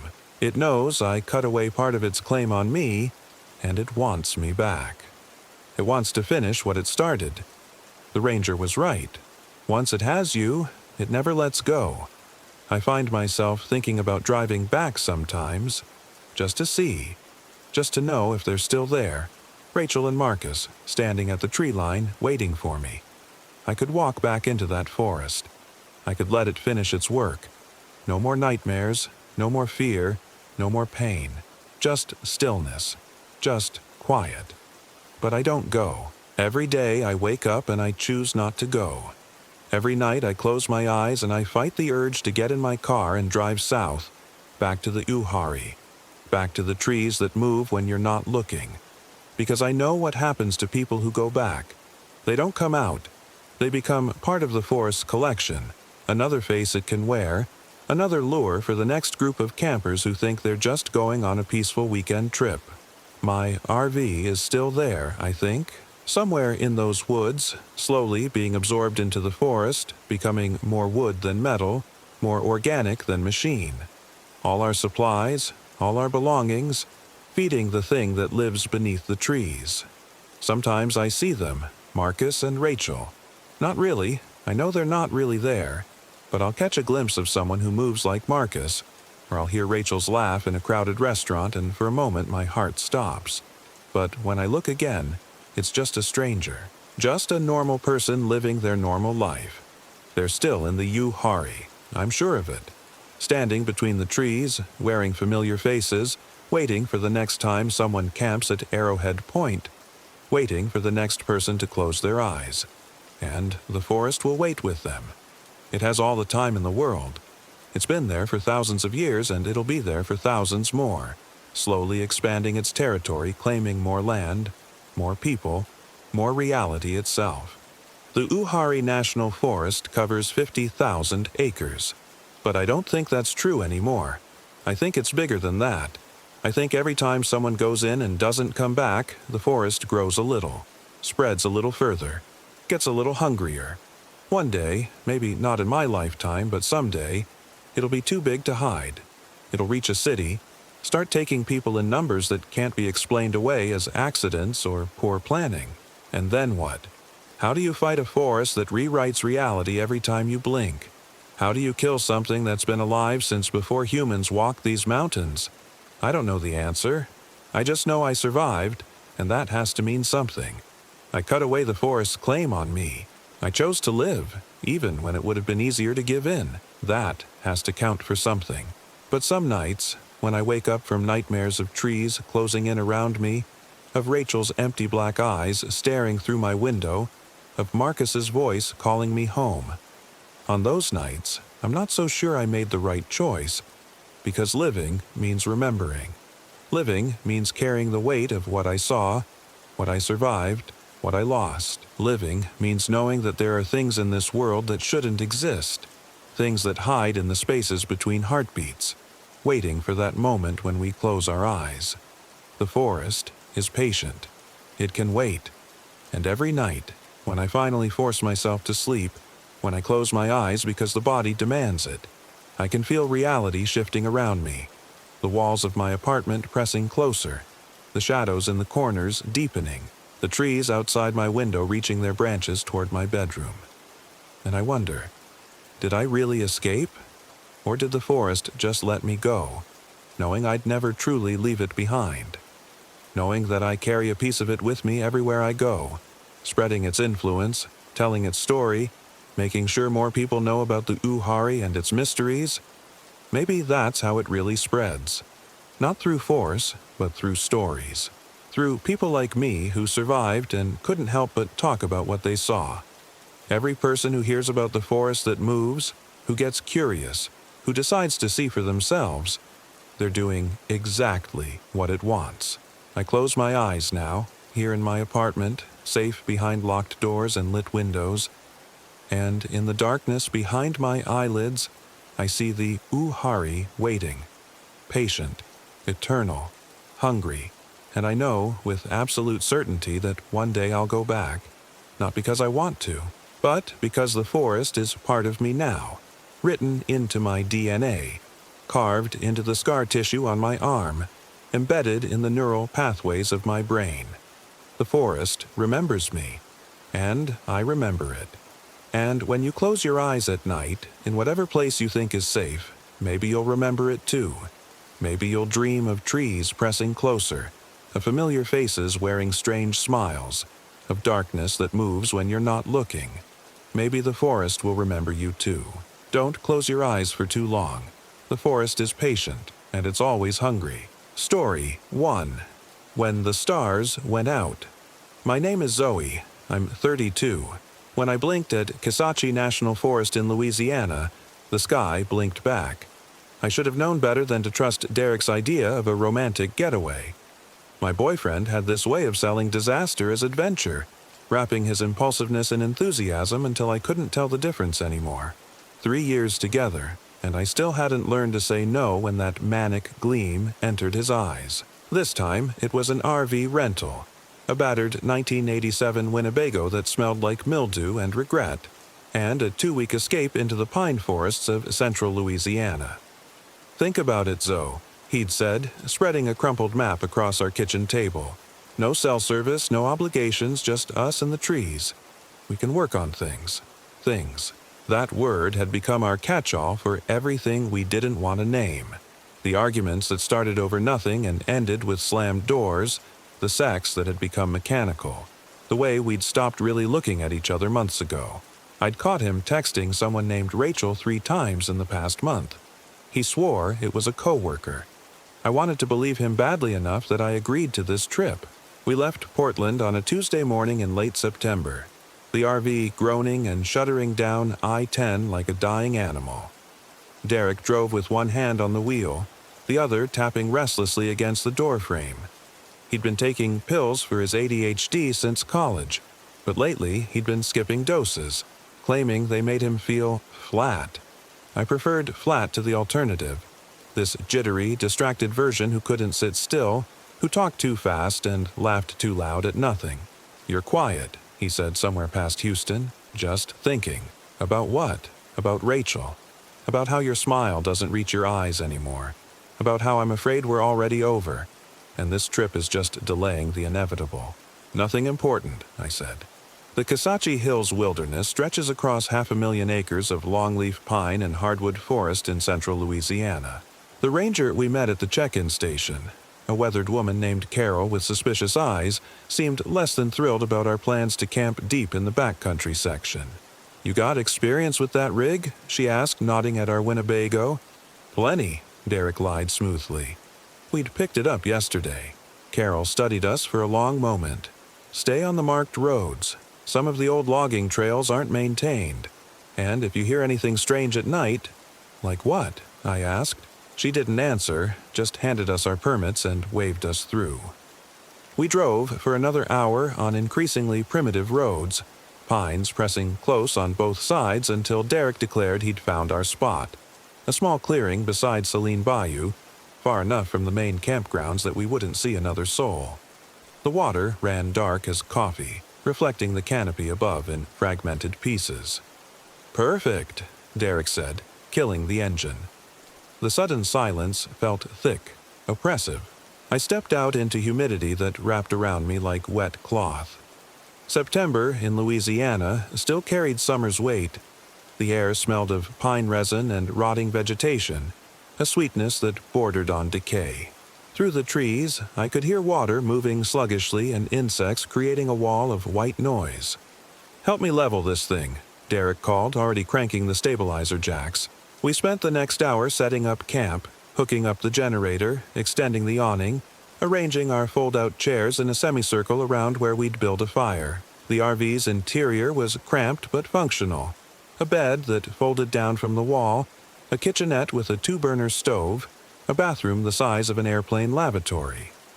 Everything was designed for temporary living, for people just passing through. I wondered if that's what we were to each other now. Temporary. The sun was sinking fast when Derek finally got the fire going. He'd brought whiskey, the expensive kind, and we passed the bottle back and forth as darkness pooled between the trees. "This is nice," he said. "Right, just us, no distractions." I wanted to ask about Rachel but swallowed the question with another mouthful of whiskey. It burned going down, settled warm in my stomach. "Yeah," I said. "Nice." That's when I looked up at the stars and blinked, and every single one disappeared. Not gradually, not like clouds drifting across, just gone, all at once as if someone had thrown a switch. The sky went from a field of brilliant pinpoints to absolute black in the span of my blink. I gasped, stumbling backward, and when I opened my eyes again, the stars had returned. "Did you see that?" I whispered. Derek was checking his phone, frowning at the no-service indicator. "See what?" "The stars. They just—" I blinked again deliberately. Gone. Open eyes. Back. "Derek, look up. Look at the sky and blink." He sighed but humored me, tilting his head back.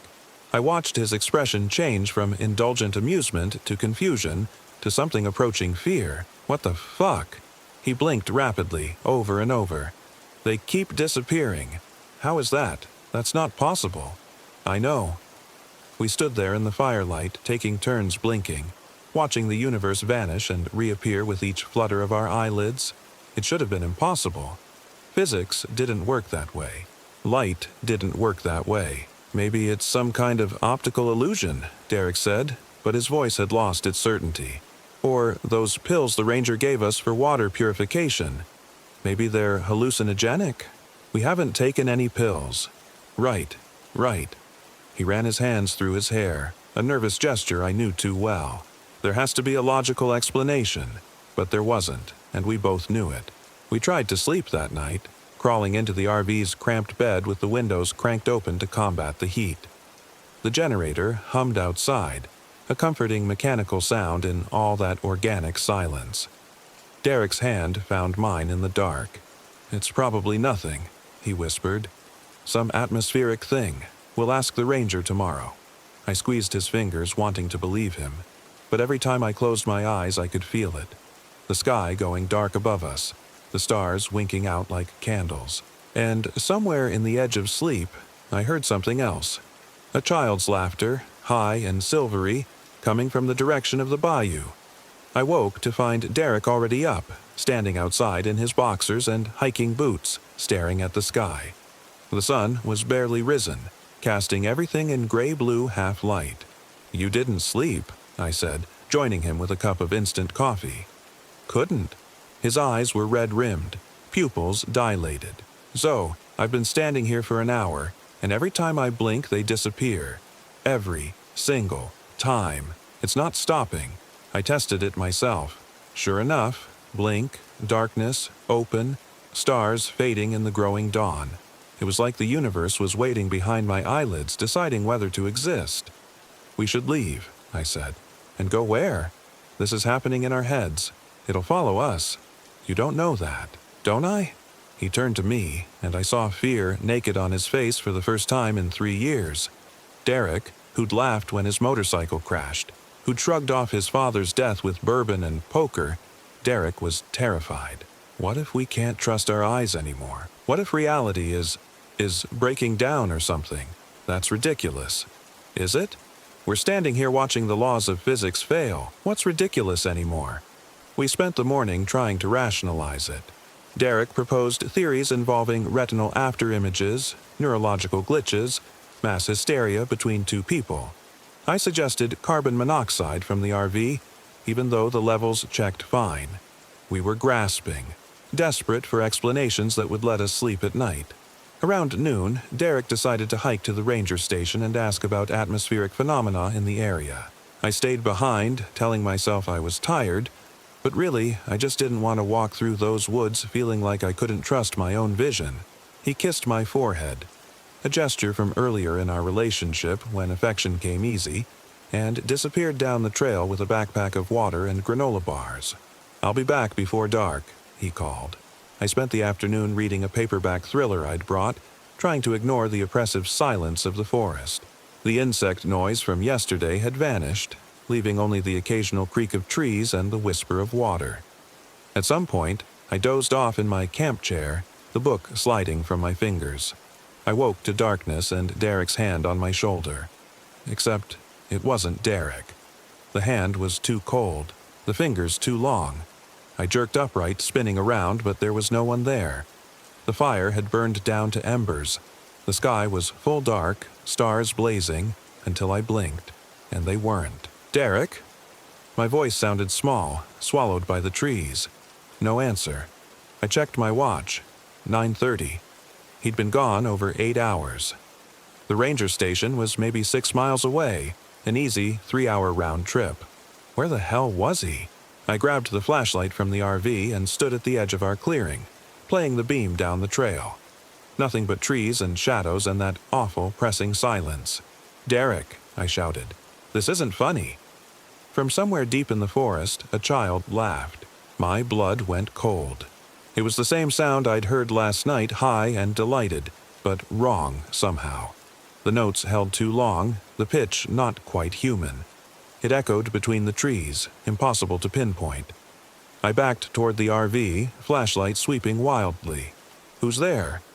The laughter came again, closer now, and this time I heard words beneath it, or something like words. A wet, slithering sound that might have been language once before it rotted. I scrambled into the RV and locked the door, heart hammering. Through the window I watched the clearing, but nothing moved in the firelight. Minutes crawled past.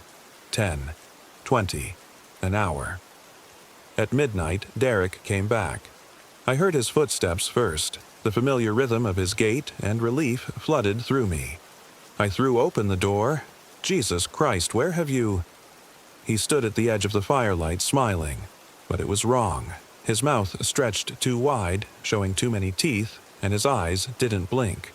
Just stared, unmoving, pupils reflecting red in the firelight. "Hey, Zoe," he said. His voice was right, exactly right, but something in the cadence was off. "Sorry I'm late." "What happened to you?" "Nothing happened. I talked to Carol. She said the stars are fine. We're fine. Everything's fine." He took a step closer. Still that terrible smile. Still not blinking. "Aren't you going to invite me in?"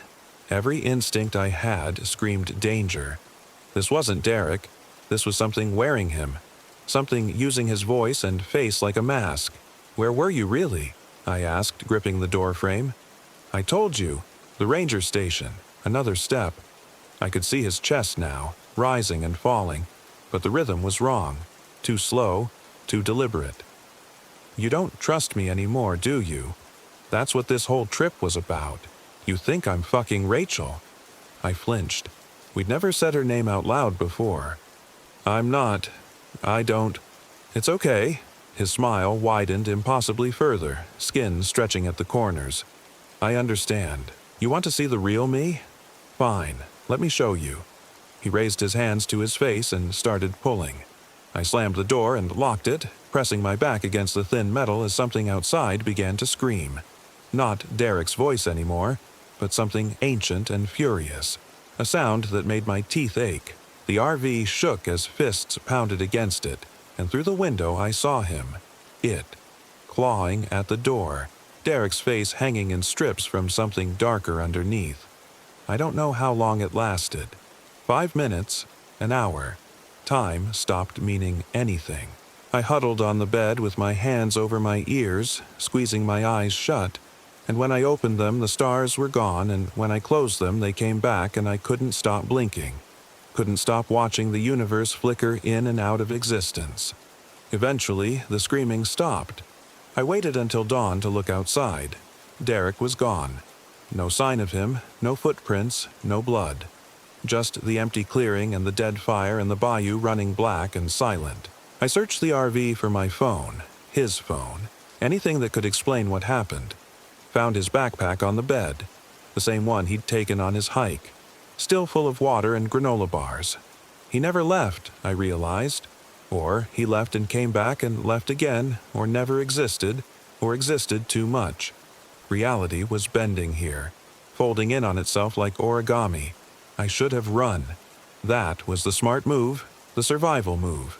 But I couldn't leave him, whatever he'd become. 3 years together had to mean something, even if that something was obligation masquerading as love. I spent the day searching, followed the trail to where it forked, then forked again, then ended at a tree I swore I'd passed an hour ago. The forest was a maze, rearranging itself when I wasn't looking. Or maybe it stayed the same and my perceptions were failing. Hard to tell anymore. As the sun sank, I heard the children again. There were more of them now, their laughter echoing from every direction. I caught glimpses between the trees, small figures darting and dancing, but wrong, all wrong. Their movements too fluid, limbs bending at joints that shouldn't exist. And when they turned to look at me, their faces were smooth as eggs, featureless except for mouths full of needle teeth. I ran. Branches tore at my skin. Roots grabbed my ankles. The laughter followed, growing closer, and behind it I heard Derek's voice calling my name, but it was coming from everywhere at once, overlapping with itself in rounds like a terrible choir. Zo-o-o-e. Where are you going? Zo-o-o-e. I thought you loved me. Zo-o-o-e. I burst back into the clearing and straight into someone, arms wrapped around me, warm, solid, real. I screamed and fought until I heard her voice. Easy, easy, I've got you, you're okay. Carol, the ranger. She was in full uniform, flashlight in one hand, radio in the other. Behind her stood 2 other rangers, both men, both carrying rifles. "We've been looking for you since yesterday," Carol said. "Your boyfriend showed up at the station raving about stars disappearing. We tried to follow him back here, but he ran into the woods. Search and rescue's been out all night." "That wasn't him," I gasped. Something's wrong with this place. The sky, the children in the woods. Something came back wearing his face. "You're in shock. We need to get you out of here." "No, you have to listen." One of the male rangers, his name tag said Williams, stepped forward. "Ma'am, have you taken any substances? Mushrooms, peyote, anything like that?" "I'm not high. This place is wrong. Every time I blink, the stars disappear. Look, just look up and blink." They exchanged glances. The kind of glances people share when they're dealing with someone unstable. Carol's radio crackled. A voice came through, distorted with static. "Found something. North Ridge near the old Bordelon site. You better come see this." We hiked through the dark forest, the rangers forming a protective triangle around me. I kept my eyes open as much as possible, terrified to blink, terrified of what the darkness behind my eyelids might bring. But exhaustion was taking its toll, and my eyes burned. When I couldn't help it anymore, I blinked. The stars vanished. But this time, when I opened my eyes, they didn't come back. The sky stayed black. Not night sky black, but void black, absence black. And in that darkness, something moved. Vast shapes that might have been clouds or might have been living things, sliding across the empty heavens. "Do you see that?" I whispered. Carol looked up. Her face went pale. "Jesus Christ." Williams raised his rifle, aiming at the sky. "What the hell is that?" The shapes began to descend. We ran. The Rangers' professionalism crumbled as those massive, impossible things dropped toward us like falling continents. I could hear them now, a deep, subsonic thrumming that made my bones vibrate, made my thoughts scatter like startled birds. We crashed through underbrush, leaped over logs, William screaming into his radio for backup, Carol half dragging me when I stumbled. The second ranger, I never caught his name, looked back at the wrong moment. Something reached down from the empty sky, a tendril of darkness that moved like smoke and struck like lightning. He simply ceased to exist, his body unraveling into component atoms that glittered briefly before vanishing. We didn't stop running. The old Bordelon site turned out to be a clearing larger than ours, dominated by a crumbling concrete foundation and rusted machinery that might have been oil derricks once. And there, arranged in a careful circle around the foundation's edge, were bodies. Dozens of them. Hundreds, maybe. Some fresh, some reduced to bones, all positioned facing inward with their arms spread wide. I recognized the clothes on the nearest one, a flannel shirt I'd gotten Derek for his birthday last year. He sat cross-legged, eyes open, not breathing. His chest had been opened from throat to navel, ribs spread like wings, and something had removed his heart. But he was smiling that same too-wide smile I'd seen on the thing that wore his face. "They're all alive," Carol whispered, her voice breaking. "Look at their eyes. They're alive." She was right. The eyes followed us as we moved, tracking our every step with terrible awareness. Trapped in dead bodies, watching, waiting. William's radio screamed static, and then a voice came through. Dozens of voices, hundreds, speaking in perfect unison. "When you blink, we live. When you see, we die. So, we took your seeing. Now, we live forever." Above us, the sky opened. I can't describe what I saw in those moments. Language fails when confronted with something so fundamentally other, so alien to human comprehension that your brain simply refuses to process it. But I remember eyes, millions of them, billions, an infinite fractal of watching, blinking eyes that existed in the space between moments, in the dark that comes when you close your own eyes. They had always been there, I understood, living in that darkness, sustained by our momentary blindness. Every blink was a doorway. Every closed eye was a feeding ground. And here, in this place where reality was thin, they'd found a way through. Carol was screaming. Williams was firing his rifle at nothing, bullets disappearing into the void. The bodies in the circle began to stand, moving in jerky unison, mouths opening to release sounds that might have been laughter or weeping or both. I did the only thing I could think of. I stopped blinking. My eyes burned. Tears streamed down my face, blurring my vision, but I forced them open, staring at the emptiness above. And as I watched, refusing to blink, refusing to look away, the shapes began to recede. Slowly at first, then faster, pulling back like a tide going out. The stars returned. One by one, they appeared, tiny sparks of light pushing through the darkness. The thrumming sound faded. The bodies collapsed back into stillness, and Derek, his corpse sitting in that circle with his chest open to the sky, finally closed his eyes.